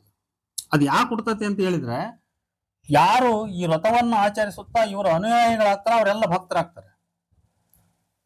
ಆ ಭಕ್ತ ಸಮುದಾಯಕ್ಕೆ ಕೆಲವು ಇವರು ಆಹಾರ ಇತ್ಯಾದಿ ಕೆಲವು ನಡವಳಿಕೆಗಳ ಬಗ್ಗೆ ಕೆಲವು ನಿಷೇಧಗಳನ್ನ ಅವರಿಗೆ ಕಲಿಸಿಕೊಡ್ತಾರೆ. ಆ ನಿಷೇಧ ನಿಯಮಗಳನ್ನ ಯಾರು ಆನುಚಾನವಾಗಿ ಅನುಸರಿಸ್ಕೊಂಡು ಬರ್ತಾರೋ ಅವುಗಳಿಗೆ ಆಚಾರ ಅಂತ ಕರೆಯೋದು ನಾವು. ಆಚಾರ ವಿಚಾರ ಅಂತ. ಕೆಲವು ಅದನ್ನು ಸದಾಚಾರ ಅಂತ ಕರೀತಾರೆ. ಅವ್ರ ಮಾಂಸ ಮದ್ದು ತಿಂದಂಗಿರೋದು, ಅವರು ಬೇರೆ ದೈವತೆಗಳನ್ನ ಪೂಜೆ ಮಾಡ್ದಂಗಿರೋದು, ಆಮೇಲೆ ಅವರು ವೇಶ್ಯ ಸಂಘ ಮಾಡ್ದಂಗಿರೋದು, ಹಿಂಗೆ ಬೇರೆ ಬೇರೆ ನೀತಿ. ಆಮೇಲೆ ಅನೇಕ ರೀತಿಯ ನೈತಿಕ ಕಟ್ಟುಪಾಡುಗಳು ಎಲ್ಲ ಮುಂದೆ ಬೆಳೀತಾ ಹೋಗ್ತಾವ. ಅದು ಶರಣರ ಕಾಲದಲ್ಲಿ ತೀವ್ರವಾಗ್ತದ. ಅದು ಈ ಧರ್ಮದ ನೈತಿಕ ಆಯಾಮ ಅನ್ನೋದೇನೈತಲ್ಲ, ಅದು ಅತ್ಯಂತ ಕ್ರಾಂತಿಕಾರಿ ಸ್ವರೂಪವನ್ನು ಪಡಿತಕ್ಕಂಥದ್ದು ಯಾವಾಗ ಅಂತ ಹೇಳಿದ್ರೆ ಶರಣರ ಕಾಲಕ್ಕೆ. ಅದ್ರ ಹಿಂದೆ ಇವರು ಪುರೋಹಿತರು ತಮಗೆ ತಮ್ಮ ಧರ್ಮ ಚೌಕಟ್ಟಿನ ಒಂದು ಸ್ವಾಸ್ಥ್ಯವನ್ನ ಕಾಪಾಡಲಿಕ್ಕೆ ಮತ್ತು ತಮ್ಮ ತಮ್ಮ ಶೀಲ ಸಂಪನ್ನತೆಗಳನ್ನು ಉಳಿಸ್ಕೊಳ್ಳಿಕ್ಕೆ, ಬಹಳ ಮುಖ್ಯವಾಗಿ ತಮ್ಮ ವರ್ಚಸ್ನ, ಚಾರಿಟಿನ, ಸ್ಯಾಂಕ್ಟಿಟಿನ ಇದನ್ನ ಅವರು ಕಾಪಾಡಿಕೊಳ್ಳಿಕ್ಕೆ ಕೆಲವು ರೀತಿ ನೀತಿ ನಿಯಮಗಳನ್ನ ಮಾಡ್ತಾ ಬಂದು ಆ ನಿಯಮಕ್ಕೆ ಒಗ್ಗಿಕೊಂಡವ್ರನ್ನ ಭಕ್ತರನ್ನಾಗಿ ಮಾಡ್ತಾ ಬಂದ್ರು. ಅವರು ಉಳಿದವ್ರನ್ನ ಭವಿಗಳಂತ ಕರೆದ್ರು. ಅವರು ಒಮ್ಮೆ ಭಕ್ತನಾದವನು ಅವನು ವಾಪಸ್ ಭವಿ ಸಂಸ್ಕೃತಿಗೆ ಹೋಗಂಗಿಲ್ಲ. ಅಂದ್ರೆ ಈ ಧರ್ಮ ಅನ್ನೋದು ಹೆಂಗ್ ರೂಪುಗೊಂಡಿದೆ ಅಂದ್ರೆ, ಅನೇಕ ದ್ರಾವಿಡ ಬುಡಕಟ್ಟು ವಿಭಿನ್ನ ಜಾತಿ, ಇವತ್ತೇನ್ ನಾವು ಈಗ ನಾಯಕರಂತ ಕರಿತೀವಿ, ಕುರುಬರಂತ ಕರಿತೀವಿ, ಗೊಲ್ಲರಂತ ಕರಿತೀವಿ, ಇನ್ನು ಬೇರೆ ಬೇರೆ ನೂರಾರು ಜಾತಿ ಎಲ್ಲ ಇದಾವೆ, ಹೌದಾ? ಈ ಎಲ್ಲಾ ಜಾತಿ ಉಪಜಾತಿಗಳೆಲ್ಲವೂ ಕೂಡ ಲಿಂಗಾಯತ ಧರ್ಮದೊಳಗಿದಾವೆ ಅನ್ನೋದನ್ನ ಅರ್ಥ ಮಾಡ್ಕೋಬೇಕು. ಲಿಂಗಾಯತ ಧರ್ಮ ಅಥವಾ ವೀರಶೈವ ಧರ್ಮ ಅಂದ್ರೆ ಇದು ಆಕಾಶದಿಂದ ಕೆಳಕೆಳೆ ಬಿದ್ದಿರೋದಲ್ಲ. ಇದು ಭೂಮಂಡಲದ ಮೇಲೆಯೇ ವಿಭಿನ್ನವಾದ ಜನ ಸಮುದಾಯಗಳನ್ನ ತನ್ನ ತೆಕ್ಕೆಗೆ ಒಳಪಡಿಸಿಕೊಂಡು ಅವರಿಗೆ ಒಂದು ತನ್ನದೇ ಆಗಿರ್ತಕ್ಕಂಥ ಸಂಸ್ಕಾರ, ರೀತಿ ನೀತಿ, ತನ್ನದೇ ಆಗಿರ್ತಕ್ಕಂಥ ದೈವತದ ಪೂಜೆ ಇವನ್ನೆಲ್ಲ ಹೇಳ್ಕೊಂತ ಈ ಧರ್ಮ ಒಂದು ರೂಪಾಕೃತಿಯನ್ನ ಪಡಿತಾ ಬಂದಿದೆ. ಅದು ಇದರ ಮೂಲ ಕರ್ತೃಗಳಲ್ಲ ಅವರೇ ಗುರು ಜಂಗಮರು. ಮತ್ತೆ ಈ ಗುರು ಜಂಗಮರ ಇವತ್ತೇನ್ ಕರಿತೀವಿ, ಅವತ್ತೇನ್ ಕರಿತಿದ್ರು ಅನ್ನೋದು ಇಲ್ಲಿ ಪ್ರಶ್ನೆ ಇದೆ ನೋಡಿ. ಇವತ್ತು ಅವ್ರು ಏನಾಗಿದ್ದಾರೆ, ಇವತ್ತು ಉತ್ತರ ಕರ್ನಾಟಕದಲ್ಲೆಲ್ಲ ಹಿರೇಮಠರಾಗಿದ್ದಾರೆ. ಇನ್ನ ಈ ಕಡೆ ದಕ್ಷಿಣ ಕರ್ನಾಟಕಕ್ಕೆ ಹಿರೇಮಠ ಪರೆಮಠ ಅನ್ನೋ ಹೆಸರುಗಳು ಕಡಿಮೆ. ಐನೇರು ಅಂತಾರೆ, ಅಯ್ಯಪ್ಪ ಅಥವಾ ಐನೇರು ಗುರುಗಳು ಅಂತ ಕರಿತಕ್ಕಂಥದ್ದು ಉಂಟು. ಆದ್ರೆ ಮಠಸ್ಥರು ಅಷ್ಟು ಮಾತ್ರ ನಿಜ. ಅಂದ್ರೆ ಇವರು ಮಠದ ಕಲ್ಪನೆ ಹುಟ್ಟೋದಕ್ಕಿಂತ ಮುಂಚೆ ಬೇರೆ ಹೆಸರುಗಳಿದ್ವು. ಅಂದ್ರೆ ಅವರು ಕಾಳಾಮುಖರು, ಲಾಕಳರು ಆಗಿದ್ದಾಗ ನಾನು ಆಗ್ಲೇ ಹೇಳಿದೆ, ಅವರು ದೇಶಿಕ, ಪಂಡಿತ ಈ ತರ ಆಗಿದ್ರು. ಅವರು ದೇವಸ್ಥಾನದ ಸ್ಥಾನಿಕರಾಗಿದ್ರು. ಅವರು ಜನರಿಗೆ ಧರ್ಮ ಬೋಧಿಸೋದ್ರ ಜೊತೆಗೆ ಶಿಕ್ಷಣ ಬೋಧಿಸೋ ಜನನು ಕೂಡ ಅವ್ರು ಆಗಿದ್ರು. ಅವರು ಧರ್ಮ ಬೋಧಿಸೋದು ಮತ್ತೆ ಶಿಕ್ಷಣ ಬೋಧಿಸೋದು. ಈಗ ಉದಾಹರಣೆ ಕೋಡಿಹಳ್ಳಿ ಮಠ ಇದೆ ಅಲ್ವಾ, ಅಲ್ಲಮ ಪ್ರಭು ಕೋಡಿ ಮಠ. ಈ ಅಲ್ಲಮ ಪ್ರಭು ಹುಟ್ಟಿ ಬೆಳೆದಂತ ಈ ಕೋಡಿಯ ಮಠ ಏನಿದೆ, ಅದು ಒಂದು ಕಾಲದಲ್ಲಿ ಇದು ಕಾಳಾಮುಖ ಕೇಂದ್ರ. ಅದು ಒಂದು ವಿದ್ಯಾ ಕೇಂದ್ರ, ದಕ್ಷಿಣ ಕಾಶಿ ಅಂತ ಕರೀತಿದ್ರು ಅದಕ್ಕೆ. ಈ ರೀತಿ ಕೆಲವು ದೇವಸ್ಥಾನಗಳನ್ನ ಕೇಂದ್ರವಾಗಿಟ್ಟುಕೊಂಡು ಅಲ್ಲಿ ದೇವದಾಸಿ ಪದ್ಧತಿಯನ್ನು ಅದರ ಜೊತೆಗೆ ಬೆಳೆಸ್ತಾ, ಲಿಂಗ ಪೂಜೆಯನ್ನು ಕಲಿಸ್ತಾ, ಅದ್ರ ಜೊತೆಗೆ ಜನಗಳಿಗೆ ಶಿಕ್ಷಣವನ್ನು ಕೊಡ್ತಾ, ಧರ್ಮದ ವಿಚಾರಗಳನ್ನು ಬೋಧಿಸ್ತಾ ಇರ್ತಕ್ಕಂಥ ಒಂದು ವರ್ಗ, ಸ್ಥಾನಿಕ ವರ್ಗ ಏನಿತ್ತಲ್ಲ, ಆ ಅವತ್ತಿನ ಸ್ಥಾನಿಕ ವರ್ಗವೇ ಇವತ್ತಿನ ಗುರು ಜಂಗಮ ವರ್ಗ ಅನ್ನೋದನ್ನ ಸ್ಪಷ್ಟವಾಗಿ ಅರ್ಥ ಮಾಡ್ಕೋಬೇಕು. ಇವರ ಪುರಾಣ ಪ್ರತಿನಿಧಿಗಳು ಯಾರು ಅಂತ ಹೇಳಿದ್ರೆ ಇವರೇ ಕಲ್ಪಿಸಿರೋದು. ಅದು ಇವ್ರು ಯಾಕಂದ್ರೆ ವೇದ ಕಾಲದಲ್ಲಿ ರುದ್ರ ಅಥವಾ ಇನ್ನು ಪುರಾಣ ಕಾಲದಲ್ಲಿ ವೀರಭದ್ರ, ಇವರು ಸೃಷ್ಟಿ ಮಾಡಿರ್ತಕ್ಕಂಥವು ಇವರವೇ. ಅವರ ಇನ್ಹೆರಿಟರ್ಸ್ ಅಂತ ಹೇಳ್ಬೋದು ನಾವು. ರುದ್ರನ ಇನ್ಹೆರಿಟರ್ ಯಾರು ಅಥವಾ ವೀರಭದ್ರನ ಇನ್ಹೆರಿಟರ್ ಯಾರು ಅಂತ ಹೇಳಿದ್ರೆ ಈ ಗುರುಪಂಥವೇ ಇನ್ಹೆರಿಟರ್. ಅವರನ್ನ ಇವತ್ತು ನಾವು ಆಧುನಿಕ ಕಾಲದಲ್ಲಿ ಬೇರೆ ಬೇರೆ ಹೆಸರಿನಲ್ಲಿ ನಾವು ಕರಿತೀವಿ.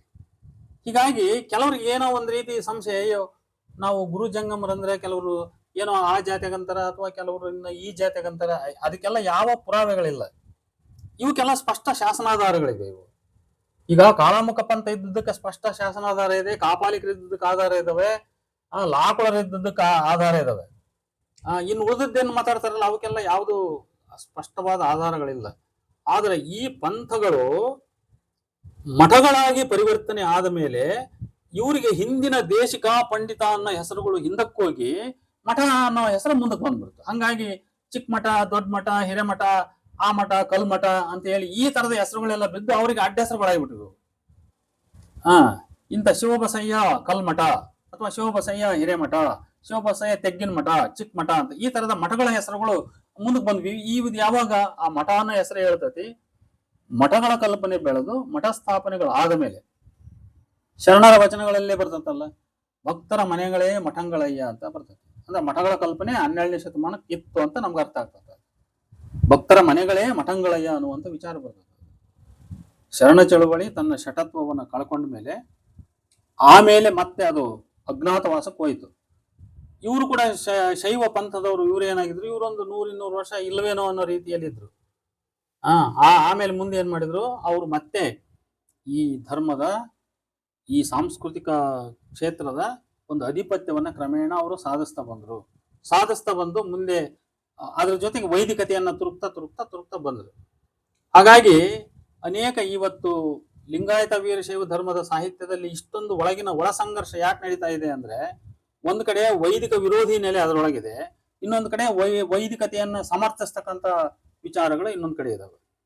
ಹೀಗಾಗಿ ಈ ತರದ ಎರಡೂ ವಿಭಿನ್ನ ಮತ್ತು ವಿರುದ್ಧ ಪರಂಪರೆಗಳೇನೋ ಅನ್ನೋ ರೀತಿಯಲ್ಲಿ ಕಾಣತಕ್ಕಂಥ ವೈದಿಕ ಅವೈದಿಕ ಎರಡು ಪರಂಪರೆಗಳ ಮೇಳೈಕೆ ಅನ್ನೋ ರೀತಿಯಲ್ಲಿ ಈ ಪರಂಪರೆ ಇವತ್ತು ಕಾಣ್ತಾ ಇದೆ.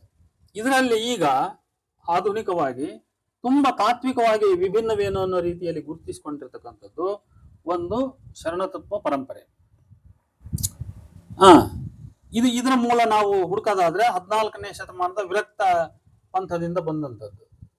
ಮತ್ತೆ ಗುರುಪೀಠದ ಮೂಲ ಹುಡುಕೋದಾದ್ರೆ ಈಗ ಅವರು ಪಂಚಾಚಾರ್ಯರು ಅಂತ ಹೇಳ್ಕೊಳ್ತಾರೆ. ಪಂಚಾಚಾರ್ಯ ಕಲ್ಪನೆ ಅದು ಆಧುನಿಕ ಇರಬಹುದು, 14-15ನೇ ಶತಮಾನದ್ದು ಇರಬಹುದು. ಅದು ಅಷ್ಟು ದೊಡ್ಡ ಅವ್ರು ಹೇಳುವಷ್ಟು ಪ್ರಾಚೀನವಾದ್ದೇನಾಗಿರ್ಲಿಕ್ಕಿಲ್ಲ. ಆದ್ರೆ ಅದು ಕೂಡ ಹೆಂಗ್ ಈ ವಿರಕ್ತ ಪಂಥ ಹೆಂಗಿದೆಯೋ ಅದೇ ರೀತಿ ಇದು ಗುರುಪಂಥ. ಹಾಗಾಗಿ ಲಿಂಗಾಯತ ಮತ್ತು ವೀರಶೈವ ಅಥವಾ ಲಿಂಗಾಯತ ಈ ಧರ್ಮದಲ್ಲಿ ಗುರು ವಿರಕ್ತ ಅನ್ನುವಂತ ಎರಡು ಭೇದಗಳಿದಾವೆ. ಆ ವಿರಕ್ತರ ಭೇದವಾಗಿ ಇವತ್ತು ಬಸವ ಪರಂಪರೆ ಅದು ಮುಂದುವರ್ಕೊಂಡು ಹೋಗಿದೆ. ಅದರಲ್ಲಿ ಏಕ ವೈಚಾರಿಕತೆ ಏನಿಲ್ಲ. ಅದರಲ್ಲಿ ಕೂಡ ವಿಭಿನ್ನವಾಗಿ ಅತಿ ಕ್ರಾಂತಿಕಾರಿ ವಿಚಾರ ಹೇಳ್ತಕ್ಕಂಥವ್ರು ಅಷ್ಟು ಜನ ಇದ್ದಾರೆ. ಅವರು ಶಿವ ಅನ್ನೋದು ದೇವರೇ ಅಲ್ಲ, ಇದರಲ್ಲಿ ಗುರು ಸ್ಥಾನವೇ ಇಲ್ಲ, ಜಂಗಮಂದ್ರ ಸಮಾಜ ಅದು ಇದು ಅಂತ ಹೇಳಿ ಪೂರ್ಣ ಸೋಷಿಯಲೈಸ್ಡ್ ಥಿಯರಿಯನ್ನ ಅವ್ರು ಹೇಳ್ತಾ ಹೋಗ್ತಾ ಇದಾರೆ. ಅವ್ರು ಹೇಳೋ ಥಿಯರಿಯನ್ನ ನಾವು ಕೇಳ್ಕೊಂತ ಹೋದ್ರೆ ಅದು ಎಲ್ಲಿಗೆ ಹೋಗ್ತತಿ, ಪೂರ್ಣ ನಿರೀಶ್ವರವಾದಿ ಧರ್ಮಕ್ಕೆ ಹೋಗ್ತದ ಅದು. ಲಿಂಗಾಯತ ವೀರಶೈವ ಧರ್ಮ ಅಂತಕ್ಕಂಥದ್ದು ಈ ಎಕ್ಸ್ಟ್ರೀಮ್ ಲೆಫ್ಟಿಸ್ಟ್ ಹೇಳ್ತಕ್ಕಂಥ ಪಾಠವನ್ನ ಅಥವಾ ಅವರ ಬೋಧನೆಯನ್ನ ಕೇಳ್ತಾ ಹೋದ್ರೆ ಅದು ಎಲ್ಲಿ ಕರ್ಕೊಂಡು ಹೋಗ್ತದೆ, ನಮ್ಮನ್ನ ಜನಸೇವೆಯೇ ಜನಾರ್ದನನ ಸೇವೆ ಅನ್ನೋ ಮಟ್ಟಕ್ಕೆ ಕರ್ಕೊಂಡು ಹೋಗ್ತದೆ. ಇದು ಅಷ್ಟೊಂದು ನಿರೀಶ್ವರವಾದಿ ಧರ್ಮ ಅಲ್ಲ, ಇದೊಂದು ಸಶೇಶ್ವರ ಧರ್ಮ ಅನ್ನೋದನ್ನ ಅರ್ಥ ಮಾಡ್ಕೋಬೇಕು ಮಾನ್ಯರು. ಇವ್ರಂಗ ತಮ್ಮ ಬೋಧನೆಯಲ್ಲಿ ತೀರಾ ಅದನ್ನು ಉತ್ಪ್ರೇಕ್ಷೆ ಮಾಡ್ತಾ ಹೋಗಿ ಅದನ್ನ ನಿರೀಶ್ವರವಾದಿ ಧರ್ಮ ಅಂತ ಮಾಡ್ತಾ ಇದ್ರೆ ಅದು ತಪ್ಪು. ಅದಕ್ಕೆ ಅಲ್ಲಿ ಜಾಗ ಇಲ್ಲ. ಜಂಗಮ ಅಂದ್ರೆ ಸಮಾಜ ಅಲ್ಲ, ಜಂಗಮ ದಾಸೋಹ ಅಂದ್ರೆ ಸಮಾಜ ಸೇವೆ ಅಲ್ಲ. ಅಲ್ಲಿ ಲಿಂಗ ಪೂಜೆ ಇಲ್ಲವೇ ಇಲ್ಲ ಅಂತ ಹೇಳಲಿಕ್ಕೆ ಆಧಾರಗಳಿಲ್ಲ. ಅಲ್ಲಿ ಲಿಂಗ ಪೂಜೆ ಇದೆ, ಲಿಂಗ ದೀಕ್ಷೆ ಇದೆ. ಆ ಗುರು ಅನ್ನೋರು ಲಿಂಗ ದೀಕ್ಷೆಯನ್ನು ಕೊಡಬೇಕು. ಕೆಲವರೆಲ್ಲ ಏನೇನೋ ಮಾತಾಡ್ತಾರೆ. ಈಗ ಅವರೇ ತಮ್ಮ ಮನೆಯ ಪರಂಪರೆಯನ್ನು ಹಿಂದಕ್ಕೆ ತೆಗೆದು ನೋಡ್ಕೊಳ್ಳಿ. ಅವ್ರು ದೀಕ್ಷೆ ಇಲ್ಲದೆ ಯಾರಾದ್ರೂ ಅವ್ರು ಲಿಂಗಾಯತರಾಗಿದಾರ? ಮತ ಇತ್ತು, ಅಲ್ಲಿ ವ್ರತ ಇತ್ತು, ಮತ ಆಯ್ತು. ಮತ ಆದ್ಮೇಲೆ ಏನಾಯ್ತು, ಹುಟ್ಟಿದವನು ಲಿಂಗಾಯತ ಆದ್ರೆ ಹುಟ್ಟಿದ ಕೂಸಿಗೆ 9ನೇ ದಿನದಾಗೆ ಅಥವಾ 5ನೇ ದಿನದಾಗೇನೆ ಲಿಂಗ ದೀಕ್ಷೆ ಮಾಡ್ತಾರಲ್ಲ ಅಲ್ವಾ? ಅದು ಯಾರಿಂದ ಮಾಡಿಸ್ತಾರ? ಮತ್ತೆ ದೀಕ್ಷೆಯ ಮುಖಾಂತರ ಅವನು ಈ ಒಂದು ಈಗ ಬ್ರಾಹ್ಮಣರಲ್ಲಿ ಉಪನಯನ ಅಂತ ಕರೀತಾರೆ. ಅವನಿಗೆ ಅದು 2ನೇ ಜನ್ಮ ಅಲ್ವಾ? ಅವನು 2ನೇ ಜನ್ಮ ಪಡೆದಂಗ. ತಾಯಿ ಗರ್ಭದಿಂದ ಹುಟ್ಟಿದ ಒಂದು ಜನ್ಮ, ಇನ್ನೊಂದು ಈ ರೀತಿಯ ಸಂಸ್ಕಾರದ ಧರ್ಮ. ಅದೇ ರೀತಿ ಇವನು ಗುರುವಿನಿಂದ ಲಿಂಗ ದೀಕ್ಷೆಯನ್ನು ಪಡ್ಕಂತಾನಲ್ಲ, ಇದು ಎರಡನೆಯ ಜನನ ಇದು. ಹಾಗಾಗಿ 2ನೇ ಜನ್ಮವನ್ನ ಪಡೆದಂಗೆ ಇದು ಅರ್ಥ. ಗೊತ್ತಾಯ್ತಾ? ಅದಕ್ಕೆ ಅವನಿಗೆ ದ್ವಿಜ ಅಂತ ಅಲ್ಲಿ ಕರೆದ್ರು. ಇಲ್ಲಿ ದ್ವಿಜ ಅಂತ ಕರೆಯೋ ಶಬ್ದವನ್ನು ಯಾರು ಬಳಸಿಲ್ಲ. ಆದ್ರೆ ಲಿಂಗಾಯತ ಧರ್ಮದಲ್ಲಿ ಒಬ್ಬ ಮನುಷ್ಯ ಅವನು ಲಿಂಗಾಯತ ಅಂತ ಅನಿಸ್ಕೋಬೇಕಾದ್ರೆ ಅವನು ಹೊರಗಿನಿಂದ ಬಂಧನರಾಗಿರ್ಲಿ ಅಥವಾ ಈ ಜಾತಿ ಒಳಗನ ಹುಟ್ಟಿರ್ಲಿ, ಅವನು ಈ ಒಂದು ಜಾತಿಯಾಗಿ ನಿಂತಿದೆ. ಇದು ಲಿಂಗಾಯತ ಧರ್ಮ ಅನ್ನೋದು ಒಂದು ಜಾತಿಯಾಗಿದೆ. ಅಲ್ವಾ. ವೀರಶೈವ ಧರ್ಮ ಅನ್ನೋದು ಒಂದು ಜಾತಿಯಾಗಿದೆ. ಈ ಜಾತಿಯೊಳಗೆ ನಾವು ಹುಟ್ಟಿದ್ರು ಕೂಡ ಅವನು ಲಿಂಗ ದೀಕ್ಷೆ ಅವನಿಗೆ ಕಡ್ಡಾಯ, ಅವನಿಗೆ ಮಾಡ್ತಾರೆ, ಮಾಡ್ಲೇಬೇಕದು. ಅದೇ ರೀತಿ ಹೊರಗಿಂದ ಬಂದು ನಾನು ಇವತ್ತು ಲಿಂಗಾಯತ ಆಗ್ತೀನಿ ಅಂತ ಯಾರಾದ್ರೂ ಬಂದ್ರೆ ಅವರು ಸ್ವಾಮಿಗಳಿಂದ ಲಿಂಗ ದೀಕ್ಷೆ ಪಡಿಲೇಬೇಕಾಗ್ತದೆ. ಆಮೇಲೆ ಅವರು ಮತ್ತೆ ಮೂಲ ತಮ್ಮ ಸಂಸ್ಕೃತಿಗೆ ಹೋಗಂಗಿಲ್ಲ. ಅವರು ಇಲ್ಲಿಯ ರೀತಿ ನೀತಿ ಪದ್ಧತಿಗಳನ್ನು ಅನುಸರಿಸ್ಕೊಂಡೇ ಹೋಗ್ಬೇಕು ಅವರು. ಹಾಗಾಗಿ ಲಿಂಗಾಯತ ಧರ್ಮದೊಳಗ ಅಥವಾ ವೀರಶೈವ ಧರ್ಮದೊಳಗ ಗುರುಗಳೇ ಇಲ್ಲ, ಲಿಂಗ ದೀಕ್ಷೆ ಅನ್ನೋದೇ ಇಲ್ಲ ಅಂತಕ್ಕಂಥದ್ದು ಇದು ಸತ್ಯಕ್ಕೆ ದೂರವಾದ ಮಾತು. ಇಲ್ಲಿ ಗುರುಪಂಥ, ಜಂಗಮ ಪಂಥ ಎಲ್ಲ ಇದೆ ಅಲ್ವಾ. ಅವರೇ ಇವತ್ತಿನ ಈ ಹಿರೇಮಠರು ಇತ್ಯಾದಿಗಳು. ಇವ್ರನ್ನ ಈಗ 3-4 ತಲೆಮಾರಿನಿಂದ ಅವ್ರು ಯಾವ್ದೋ ಆಗಿದ್ರು, ಇನ್ನೊಂದಾಗಿದ್ರು ಅಂತ ಇನ್ನೊಂದು ವಾದ ಇದೆ. ಅದನ್ನ ನಾವು ಹೆಸರು ಹೇಳೋದೇನು ಬೇಡ. ಆದ್ರೆ ಸುಮ್ಮನೆ ಗುಲ್ಲು ಅಷ್ಟೇ ಅದು. ಸುಮ್ಮನೆ ಗುಲ್ಲು. ಆ ರೀತಿ ಗುಲ್ಲು ಮಾಡ್ತಕ್ಕಂಥದ್ರಲ್ಲಿ ಪ್ರಯೋಜನ ಇಲ್ಲ. ವಾಸ್ತವಕ್ಕೆ, ಸತ್ಯಕ್ಕೆ ಬದ್ಧವಾಗಿ ನಾವು ಮಾತಾಡೋದನ್ನ ಹೆಚ್ಚು ಕಲಿಬೇಕು. ಒಂದ್ ವೇಳೆ ನಮ್ಮ ಮಾತಿನಲ್ಲಿ, ಈಗ ನನ್ನ ಮಾತಿನಾಗ ಏನಾದ್ರು ದೋಷಗಳಿದ್ರೆ ಅದನ್ನ ನಾನು ರೆಕ್ಟಿಫೈ ಮಾಡ್ಕೋಬೇಕು, ತಿದ್ಕೋಬೇಕು ಅದನ್ನ. ಆದ್ರಿಂದ ಇಲ್ಲಿ ಲಿಂಗಾಯತ ಧರ್ಮದಲ್ಲಿ ದೀಕ್ಷೆ, ಗುರು, ಆಮೇಲೆ ಲಿಂಗ ಧಾರಣೆ, ಲಿಂಗ ಪೂಜೆ ಅವೆಲ್ಲ ಕಡ್ಡಾಯ. ಅದಾದ್ಮೇಲೆ ಮುಂದೆ ಅವನು ಎತ್ತರಕ್ಕೆ ಬೆಳೀತಾ ಬೆಳೀತಾ ಹೋದಾಗ ಅವನೇ ಸ್ವಯಂ ಲಿಂಗನೇ ಆಗಿಬಿಟ್ರೆ ಅವಾಗ ಅವನ ಪೂಜೆ, ಬಾಹ್ಯ ಪೂಜೆ, ಇವೆಲ್ಲ ಆಚಾರಗಳು ಕರ್ಮದ ಕರ್ಮ ಮಾರ್ಗಿ ಆಚಾರಗಳು ಏನಿರ್ತಾವಲ್ಲ ಅವೆಲ್ಲ ಅವನ ಲೆಕ್ಕಕ್ಕಿಲ್ದಂಗೆ ಆಗ್ತವೆ. ಅವನ್ನ ನೆಗ್ಲೆಕ್ಟ್ ಮಾಡ್ಬೋದು ಅವನು. ಅವಾಗ ಅಲ್ಲಮ ಪ್ರಭುವಿನ ವಚನದ ವಿಚಾರ ಪ್ರಧಾನಕ್ಕೆ ಬರ್ತವೆ. ಈಗ ವಚನ ಸಾಹಿತ್ಯದೊಳಗೆ ಈ ಎರಡು ಪಾತಾಳಿಗಳು ಇವೆ. ಕರ್ಮ ಮಾರ್ಗದ ಪಾತಾಳಿಯೂ ಇದೆ, ಜ್ಞಾನ ಮಾರ್ಗದ ಪಾತಾಳಿಯೂ ಇದೆ. ಮೊದಲು ಕರ್ಮ ಮಾರ್ಗದ ಪಾತಾಳಿ ಅದು ಪ್ರಥಮ, ಅದು ಆಧಾರ. ಅದು ಅದನ್ನ ಯಾವತ್ತು ಇಲ್ಲ ಅಂತ ಹೇಳ್ಬಿಟ್ಟು ಅದನ್ನ ತಿರಸ್ಕರ್ಸಕ್ ಬರಲ್ಲ. ಅಲ್ಲ ಏಕದಮ್ ನಾನು ಸ್ವಯಂ ಲಿಂಗ ಅಂತ ನನ್ನನ್ನೇ ನಾನು ಘೋಷಿಸ್ಕೊಳಕ್ ಬರಲ್ಲ. ನಾನು ಲಿಂಗಧಾರಿಯಾಗಿ ಭಕ್ತನಾಗಿ ಇದರ ಆಚಾರದಲ್ಲಿ ನಡೀತಾ ನಾನು ಅತ್ಯಂತ ನನ್ನ ಸಾಧನೆಯಲ್ಲಿ ಉನ್ನತೆಯನ್ನು ಸಾಧಿಸ್ತಾ ಹೋದಾಗ, ಅಥವಾ ನನ್ನ ಬದುಕಿನಲ್ಲಿ ಅಂತ ಔನ್ನತ್ಯವನ್ನು ನಾನು ಪಡಿತಾ ಹೋದಾಗ ಅವಾಗ ನನಗೆ ಲಿಂಗ ಪೂಜೆನೂ ಬೇಡಾಗ್ಬೋದು, ಬೇರೆ ಏನಾದ್ರೂ ಬೇಡಾಗ್ಬೋದು. ಹಾಗಾಗಿ ಅಲ್ಲಮಪ್ರಭು ಪ್ರಾಣಲಿಂಗ ಪೂಜಕ, ಅಂತರ್ಪೂಜಕ, ಬಹಿರ್ಪೂಜೆಯನ್ನೆಲ್ಲ ನಿರಾಕರಿಸ್ಬಿಡ್ತಾನ ಆತ. ಸ್ವಯಂ ತಾನೇ ಲಿಂಗ. ಆತ ಎಲ್ಲಿವರೆಗೂ ಹೋಗ್ತಾನಂದ್ರೆ ಗುರು ಶಿಷ್ಯನ ಭೇದನೇ ಇಲ್ಲ. ಗುರು ಅವನೇ, ಶಿಷ್ಯ ಅವನೇ, ಲಿಂಗ ಅವನೇ, ಪೂಜಕನು ಅವನೇ, ಪೂಜ್ಯ ವಸ್ತುವು ಅವನೇ, ಗುರು ಅವನೇ, ಶಿಷ್ಯನು ಅವನೇ, ಶಿವನು ಅವನೇ, ಭಕ್ತನು ಅವನೇ. ಹೀಗೆ ಅವನೇ ಅಭಿನ್ನ ಅಂದ್ರೆ ಅದ್ವೈತ ಇದು. ಈ ರೀತಿ ಆದಾಗ ಯಾರು ಯಾರನ್ನ ಪೂಜಿಸುವುದು ಅನ್ನುವಂತ ಮಟ್ಟಕ್ಕೆ ಅಲ್ಲಮ ಪ್ರಭು ಹೋಗಿ ಈ ಧರ್ಮದ ಪ್ರತಿಪಾದನೆಯನ್ನ ನಿಲ್ಲಿಸ್ತಾನೆ. ಇದು ಜ್ಞಾನ ಮಾರ್ಗ ಇದು. ಆದ್ರೆ ಇಲ್ಲಿ ಇನ್ನೊಂದು ಕರ್ಮ ಮಾರ್ಗವೂ ಇದೆ. ನಾನು ಲಿಂಗ ದೀಕ್ಷೆ ಪಡ್ಕೋಬೇಕು, ಅದು ವೀರಶೈವ ಗುರುವಿನಿಂದಲೇ ಪಡ್ಕೋಬೇಕು ಅಂತ ಚನ್ನಬಸವಣ್ಣ ಹೇಳ್ತಾನೆ. ವಚನ ಸಾಹಿತ್ಯದಲ್ಲಿ ಅದೆಲ್ಲ ಸ್ಪಷ್ಟವಾಗಿ ಬರ್ತದೆ. ಇವತ್ತು ವೀರಶೈವ ಪದದ ಬಗ್ಗೆ ತಕರಾರುಗಳಿದಾವೆ. ಆ ತಕರಾರುಗಳು ಅವ್ರ ಚರ್ಚೆ ಅವ್ರಿಗಿರ್ಲಿ. ಆದ್ರೆ ನಾನು ಇದನ್ನ ಇವೆರಡನ್ನು, ಲಿಂಗಾಯತ ಮತ್ತು ವೀರಶೈವ ಅನ್ನೋ ಪದಗಳನ್ನು ಅಭಿನ್ನವಾಗಿ ಬಳಸ್ತೇನೆ. ಇಲ್ಲಿ ಯಾರು ತಪ್ಪು ತಿಳ್ಕೊಬೇಡ್ರಿ. ನಾನು ಲಿಂಗಾಯತ ವೀರಶೈವ ಅಥವಾ ವೀರಶೈವ ಲಿಂಗಾಯತ, ನಾನು ಯಾವ್ದನ್ನು ಮೊದಲು ಹೇಳಿ, ನಾನು ಎರಡನ್ನು ಸಮಾನ ಅರ್ಥದಲ್ಲಿ ತೆಗೆದುಕೊಂಡಿದ್ದೇನೆ. ಎರಡನ್ನು ನಾನು ಭಿನ್ನವಾಗಿ ನಾನು ನೋಡುವುದಿಲ್ಲ. ಭಿನ್ನವಾಗಿ ನೋಡುವಂತ ವಿಚಾರಗಳು ನನ್ನ ತಲೆಗೆ ಇನ್ನು ಬಂದಿಲ್ಲ, ನನಗೆ ಸಾಮಗ್ರಿಗಳು ಸಿಕ್ಕಿಲ್ಲ. ಆದ್ರಿಂದ ನಾನು ಅಭಿನ್ನವಾಗಿ ನೋಡ್ತೀನಿ. ಆದ್ರಿಂದ ನನ್ನಲ್ಲಿ ಲಿಂಗಾಯತ ಅಂದ್ರು ವೀರಶೈವ ಅಂದ್ರು ಎರಡು ಅಭಿನ್ನವೇ. ಅವು ಆ ಧರ್ಮ ಬೆಳೆದು ಬಂದಂಥ ರೀತಿ ನೀತಿ ಪದ್ಧತಿ ಇದೆಲ್ಲ ಹೀಗಿದೆ. ಅದು ಈಗೇನಾಗಿದೆ, ಒಂದು ಜಾತಿಯಾಗಿದೆ. ಅದಕ್ಕೆ ಅದರದ್ದೇ ಆದ ತಾತ್ವಿಕತೆ, ಆಚಾರ ಎಲ್ಲ ಇದೆ. ಅಲ್ಲಿ ದೀಕ್ಷೆ ಪಡ್ಕೋಬೇಕು, ಭಕ್ತ ಆಗಬೇಕು. ತನ್ನ ಬದುಕಿನಲ್ಲಿ ಅವನು ಅದರಾಗಿ ನಾವು ಏನೇನು ತಾತ್ವಿಕತೆ ವಿಚಾರಗಳಿದಾವೆ ಅದರಲ್ಲಿ ಅವನು ನಡ್ಕೊಂಡು ಹೋಗ್ಬೇಕು. ಇದರಲ್ಲಿ ಗುರುಜಂಗಮರ ಪಾತ್ರ ಇದ್ದೇ ಇದೆ. ನಾನಾಗಿ ಬೇಡ ಅಂತ ಬಿಟ್ರೆ ಯಾರಿಗೇನು ಕಡ್ಡಾಯ ಇಲ್ಲ. ಇವತ್ತು ಅವರವರ ಮನೆತನದ ವಿಚಾರಕ್ಕೆ ಬಿಟ್ಟಿದ್ದದು. ಯಾರು ಸುಮ್ಮನೆ ಮಾತಾಡ್ತಾರೆ ಅಷ್ಟೇ. ಈಗ ಯಾರ ಮದುವೆ ಮುಂಜೆ ಮಾಡಿದ್ರೆ ಯಾರನ್ನ ಕರ್ಕೊಂಡ್ಬಂದು ಮದುವೆ ಮಾಡಿಸ್ತಾರೆ. ಈಗ ಸತ್ರೆ ಯಾರನ್ನ ಕರ್ಕೊಂಡ್ಬಂದು ಅವರು ಯಾರ ಕಾಲನ್ನ ಶವದ ತೊಡೆಯ ಮೇಲೆ ಇಟ್ಟು ಪೂಜೆ ಮಾಡಿ ಅವರಿಗೆ ದಕ್ಷಿಣೆ ಕೊಟ್ಟು ಅಡ್ಬಿದ್ದು ಬರ್ತಾರೆ. ಹೆಣವನ್ನು ಗುದ್ನಲ್ಲಿ ಉಳುವಾಗ ಅಲ್ಲಿ ಯಾರು ಮಂತ್ರಗಳನ್ನ ಹೇಳ್ತಾರೆ.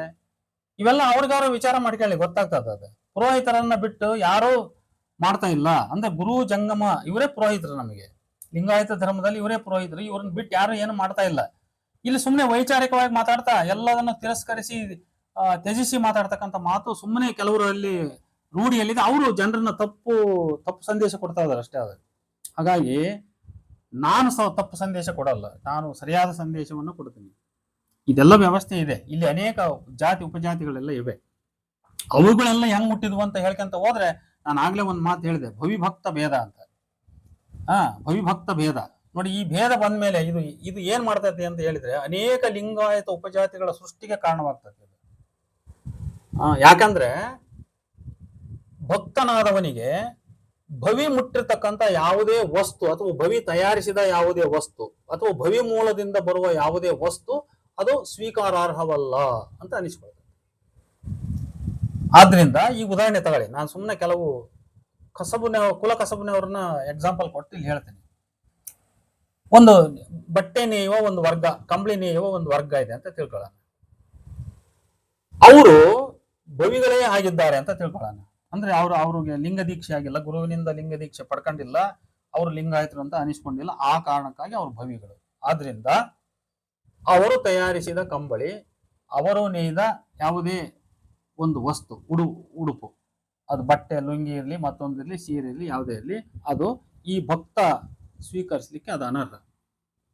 ಮತ್ತೆ ಆ ಕಾರಣಕ್ಕೆ ಇವ್ರು ಏನ್ ಮಾಡಿದ್ರು, ಇದೆಲ್ಲ ಪುರೋಹಿತ ಶಾಹಿ ಸೃಷ್ಟಿ ಮಾಡಿರ್ತಕ್ಕಂಥ ಕೆಲವು ಉಪಾಯಗಳಷ್ಟೇ ಇವು. ಇವ್ರು ಏನ್ ಮಾಡಿದ್ರು, ಅವರನ್ನು ಭಕ್ತಗೊಳಿಸೋ ಪ್ರಯತ್ನ ಮಾಡಿದ್ರು ಅಲ್ವಾ. ಅಂದ್ರೆ ನೇಕಾರ ವರ್ಗವನ್ನು ಕೂಡ ಭಕ್ತ ಮಾಡಿದ್ರು. ಅವಾಗ ಅಲ್ಲಿ ಏನಾದ್ರು ಶಿವಶಿಂಪಿ ಅನ್ನುವಂತ ಒಂದು ವರ್ಗ ಉಟ್ಕೊಳುತ್ತೆ ಅಲ್ವಾ. ಅದೇ ರೀತಿ ಎಲ್ಲ ನೀವು ಯೋಚನೆ ಮಾಡ್ರಿ, ವಿಭೂತಿಗಳಂತ ಆದ್ರೆ ಯಾರವರು ವಿಭೂತಿ ತಯಾರು ಮಾಡೋರು. ಯಾಕಂದ್ರೆ ಭವಿ ಆಗಿರ್ತಕ್ಕಂಥವನು ವಿಭೂತಿ ತಯಾರು ಮಾಡಿದ್ರೆ ಅವನು ತಯಾರು ಮಾಡಿದ ವಿಭೂತಿ ತಗೊಂಬಂದು ಭಕ್ತ ತನ್ನ ಶಿವಲಿಂಗ ಪೂಜೆಯಲ್ಲಿ ಅದನ್ನು ಉಪಯೋಗಿಸಕ್ ಬರಲ್ಲ.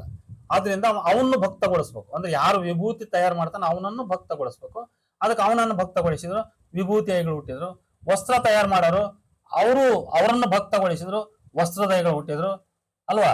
ಕುಂಭ ಮಾಡ್ತಕ್ಕಂಥವನು ಅವನು ಭವಿ ಇದ್ದವನು ಕುಂಭ ಭಕ್ತನಿಗೆ ಸ್ವೀಕಾರಾರ್ಹವಲ್ಲ, ಅದಕ್ಕೆ ಅವನನ್ನು ಭಕ್ತನನ್ನಾಗಿ ಮಾಡಿದ್ರು. ಅವಾಗ ಅವರು ತಯಾರಿಸಿದ ಕುಂಭ ಇವರಿಗೆ ಸ್ವೀಕಾರಾರ್ಹ ಆಯ್ತು. ಈ ರೀತಿ ನೀವು ಯೋಚನೆ ಮಾಡ್ತಾ ಹೋಗ್ರಿ. ಈ ಪುರೋಹಿತ ವರ್ಗ ಏನ್ ಮಾಡಿದೆ, ಈ ಲಿಂಗಾಯತ ವೀರಶೈವ ಧರ್ಮದ ಚೌಕಟ್ಟಿನೊಳಗೆ ಬಂದಂತ ಜನ ಅವರು ಸ್ವತಂತ್ರವಾಗಿ ತಮ್ಮ ಧರ್ಮದ ಪಾರಿಶುದ್ಧತೆಯನ್ನು ಉಳಿಸಿಕೊಂಡು ಹೋಗ್ಲಿಕ್ಕೆ ಏನೇನು ಅವಶ್ಯವಾದ ವ್ಯವಸ್ಥೆ ಮಾಡಬೇಕೋ ಅದನ್ನು ಮಾಡ್ತಾ ಬಂದಿರುವ ಪ್ರಯತ್ನದ ಫಲವಾಗಿ ಈ ಎಲ್ಲ ಬೇರೆ ಬೇರೆ ಜಾತಿ ಉಪಜಾತಿಗಳು ಹುಟ್ಟಿದವೆ. ಈಗ ತೇಲಿಗಳು ಅಥವಾ ಗಾಣಿಗರು ನೋಡಿ, ಗಾಣಿಗರು ಎಣ್ಣೆ ತೆಗೆಯೋದು ಅವ್ರ ಕಸಬ್ ತಾನೆ. ಈಗ ಅವರು ಭವಿಗಳಾಗಿದ್ರೆ ಅವ್ರು ತಯಾರಿಸಿದ ಎಣ್ಣೆ ಇವ್ರು ತಿನ್ನೋದು ಹೆಂಗೆ? ಆದ್ರಿಂದ ಅವರನ್ನ ಭಕ್ತರನ್ನು ಮಾಡಿದ್ರು. ಹಂಗಾಗಿ ಲಿಂಗಾಯತ ಗಾಣಿಗರಾದ್ರು, ಲಿಂಗಾಯತ ಕುಂಬಾರರಾದ್ರು, ಅದೇ ರೀತಿ ಲಿಂಗಾಯತ ನೇಕಾರರಾದ್ರು. ಹಿಂಗೆ ಬೇರೆ ಬೇರೆ ಒಂದು ಉಪಜಾತಿಗಳು ಹುಟ್ಟುಕೊಂಡು, ಆ ವಸ್ತ್ರದಯಗಳಿರ್ಲಿ, ವಿಭೂತಿಗಳಿರ್ಲಿ, ಅದ್ರಲ್ಲಿ ಮತ್ತೆ ಗಣಾಚಾರಿ, ಮಠಪತಿ, ಎಷ್ಟೊಂದು ಇದಾವ್ರಿ. ಹೂಗಾರ, ಹೂತರನು ಅವನು ಹೂಗಾರ, ಅವನು ಭವಿಯಾಗಿದ್ರೆ ಭವಿ ತಂದು ಹೂ ಇವ್ರು ಶಿವಪೂಜೆಗೆ ಬರಲ್ವಲ್ಲ. ಇದು ಉತ್ತರ ಕರ್ನಾಟಕದಲ್ಲಿ ಇದನ್ನೆಲ್ಲ ಹುಡುಕ್ತಾ ಹೋದ್ರೆ ಎಲ್ಲ ಅನೇಕ ನೂರಾರು ಈ ಲಿಂಗಾಯತ ಉಪಜಾತಿಗಳಿರೋದೆಲ್ಲ ನಮ್ಗೆ ಅರ್ಥ ಆಗ್ತದೆ ಅಲ್ವಾ.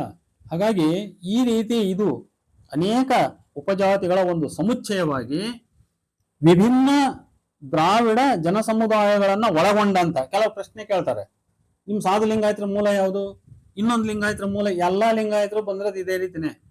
ಅನೇಕ ಉದಾಹರಣೆ, ಚಿತ್ರದುರ್ಗದ ಪಾಳೆಗಾರರ ಕಾಲದಲ್ಲಿ, ಮುರುಘಾ ಮಠದ ಹಿಂದಿನ ಹಳೆಯ ಸ್ವಾಮಿಗಳ ಕಾಲದಲ್ಲಿ ಎಷ್ಟೆಷ್ಟೋ ಬೇರೆ ಬೇರೆ ರೀತಿಯ ನಾಯಕ ಜನವರ್ಗ ಅವರೆಲ್ಲ ಲಿಂಗ ದೀಕ್ಷೆಯನ್ನು ಪಡ್ಕೊಂಡು ಭಕ್ತರಾಗಿದ್ರು ಆ ಮಠಕ್ಕೆ. ಆಮೇಲೆ ಅದು ಒಂದು 3-4 ತಲೆಮಾರಿನಲ್ಲಿ ಅವ್ರ ಮೂಲ ಜಾತಿ ಅನ್ನೋದು ಮರ್ತೆ ಹೋಗ್ತದೆ. ಅದು ಮದುವೆ ಸಂಬಂಧಗಳು ಬೆಳೆಸ್ತಾ ಯಾವುದೋ ಒಂದು ಜಾತಿಯನ್ನು ಬಂದು ಇನ್ನೊಂದು ಜಾತಿಯಲ್ಲಿ ಸೇರ್ಕೊಂಡು ಆ ಲಿಂಗಾಯತ ಉಪಜಾತಿಗಳೊಳಗ ಒಂದು ಜಾತಿ ಕರಗಿ ಇನ್ನೊಂದು ಜಾತಿ ಪ್ರಧಾನವಾಗಿ ಮುಂದೆ ಬಂದ್ಬಿಡ್ತದೆ. ಇಂಥವೆಲ್ಲ ಇದರ ಪ್ರಾಚೀನ ಚರಿತ್ರೆಯಲ್ಲಿ ಬಂದು ಹೋಗಿದೆ. ಈಗ ಹೇಳ್ತಕ್ಕಂಥದ್ದು, ಕೊನೆಯದಾಗಿ ಹೇಳ್ತಕ್ಕಂಥದ್ದು ಇಷ್ಟೇ, ಲಿಂಗಾಯತ ವೀರಶೈವ ಇವೆರಡೂ ಪದಗಳನ್ನು ನಾನು ಸಮಾನವಾಗಿ ಬಳಸ್ತಾ ಇದ್ದೀನಿ. ಈ ಧರ್ಮ ಇದು ಅತಿ ಪ್ರಾಚೀನದಲ್ಲಿ ಈ ರೀತಿ ಶಾಕ್ತ ತಾಂತ್ರಿಕ ಪಂಥದ ಮೂಲದಿಂದ ಬಂದಂಥದ್ದು. ಆಮೇಲೆ ಪಾಶುಪತ, ಲಾಕುಳ, ಕಾಳಾಮುಖ, ಕಾಪಾಲಿಕ ಈ ಎಲ್ಲ ಶೈವ ಶಾಖೆಗಳ ಮುಖಾಂತರ ಆಯ್ದು ಬಂದಂಥದ್ದು. ಅದಾದ ಮೇಲೆ 12ನೇ ಶತಮಾನದಲ್ಲಿ ಶರಣರಿಂದ ರೆವಲ್ಯೂಷನೈಸ್ ಆಗಿ ಇದಕ್ಕೆ ಒಂದು ಅತ್ಯಂತ ಕ್ರಾಂತಿಕಾರಿ ತಾತ್ವಿಕ ಚೌಕಟ್ಟನ್ನ ಕೊಟ್ಟಂತವ್ರು ಯಾರು? ಶರಣರು. ಈಗ ವರ್ತಮಾನ ಕಾಲದಲ್ಲಿ ನಾವು ಏನಾದರೂ ನಮಗೆ ಸೂಕ್ತ ಪ್ರಮಾಣ ಯಾವುದು ಅಂತ ಹೇಳಿದ್ರೆ, ಈಗ ಬಸವವಾದಿಗಳು ಏನಂತಾರೆ, ವಚನಗಳೇ ಪ್ರಮಾಣ ಅಂತ ಹೇಳ್ತಾರೆ. ಪಂಚಾಚಾರ್ಯ ಈ ಗುರು ಪರಂಪರೆ ಅಂತ ಹೇಳಿದ್ವಲ್ಲ, ವಿರಕ್ತ ಪರಂಪರೆಯವರು ವಚನಗಳೇ ಪ್ರಮಾಣ ಅಂತಾರೆ. ಈ ಗುರು ಪರಂಪರೆಯವರು ಏನಂತಾರೆ, ನಮಗೆ ಸಿದ್ಧಾಂತ ಶಿಖಾಮಣಿ ಪ್ರಮಾಣ ಅಂತಾರೆ. ಅದಾದ್ರೂ ಬಿಡ್ರಿ, ಸಿದ್ಧಾಂತ ಶಿಖಾಮಣಿ ಕರ್ತೃ ಯಾರೋ, ಅದೊಂದು ಅನಾಮಿಕ ಕೃತಿ, ಅದು ಇದು, ಅದ್ರ ಬಗ್ಗೆ ವಿವಾದಗಳಿವೆ. ಆ ವಿವಾದಗಳು ಏನೇ ಇರಲಿ, ಅದು ಕೂಡ ಹೆಚ್ಚು ಕಮ್ಮಿ ಒಂದು 14ನೇ ಶತಮಾನದಲ್ಲಿ ಹುಟ್ಟಿರ್ತಕ್ಕಂಥ ಒಂದು ಕೃತಿ, ಯಾವುದೋ ಅವತ್ತಿನ ಕಾಲದಲ್ಲಿ ಬರೆದಂತ ಒಂದು ಕೃತಿ ಅದು. ಅದೇ ರೀತಿ ಅನೇಕ ಆಗಮಗಳೆಲ್ಲ ಇದಾವೆ, ಆಗಮಗಳಿದಾವೆ, ಸಿದ್ಧಾಂತ ಶಿಖಾಮಣಿ ಇದೆ, ಶಿವಪುರಾಣ ಇದೆ, ಮತ್ತೆ ವಚನ ಕಟ್ಟುಗಳಿದಾವೆ. ಈಗ ಪ್ರಧಾನವಾಗಿ ನಮ್ಮಲ್ಲಿ ಮಾತಾಡ್ತಕ್ಕಂಥವ್ರು ಬಸವ ಸಂಸ್ಕೃತಿ ಅಥವಾ ಬಸವಣ್ಣನ ಒಂದು ಕೇಂದ್ರವಾಗಿ ಇಟ್ಕೊಂಡು ಈ ಧರ್ಮದ ಚರಿತ್ರೆ ಆಚಾರ ವಿಚಾರ ಹೇಳ್ತಕ್ಕಂಥವ್ರು ಶರಣ ಪ್ರತಿಪಾದಿತ ಧರ್ಮ ಅಂದ್ರೆ ಅದು ವಚನಗಳಲ್ಲಿ ಇರ್ತಕ್ಕಂಥ ಧರ್ಮ ಅಂತ ಇವ್ರು ಹೇಳ್ತಾರೆ.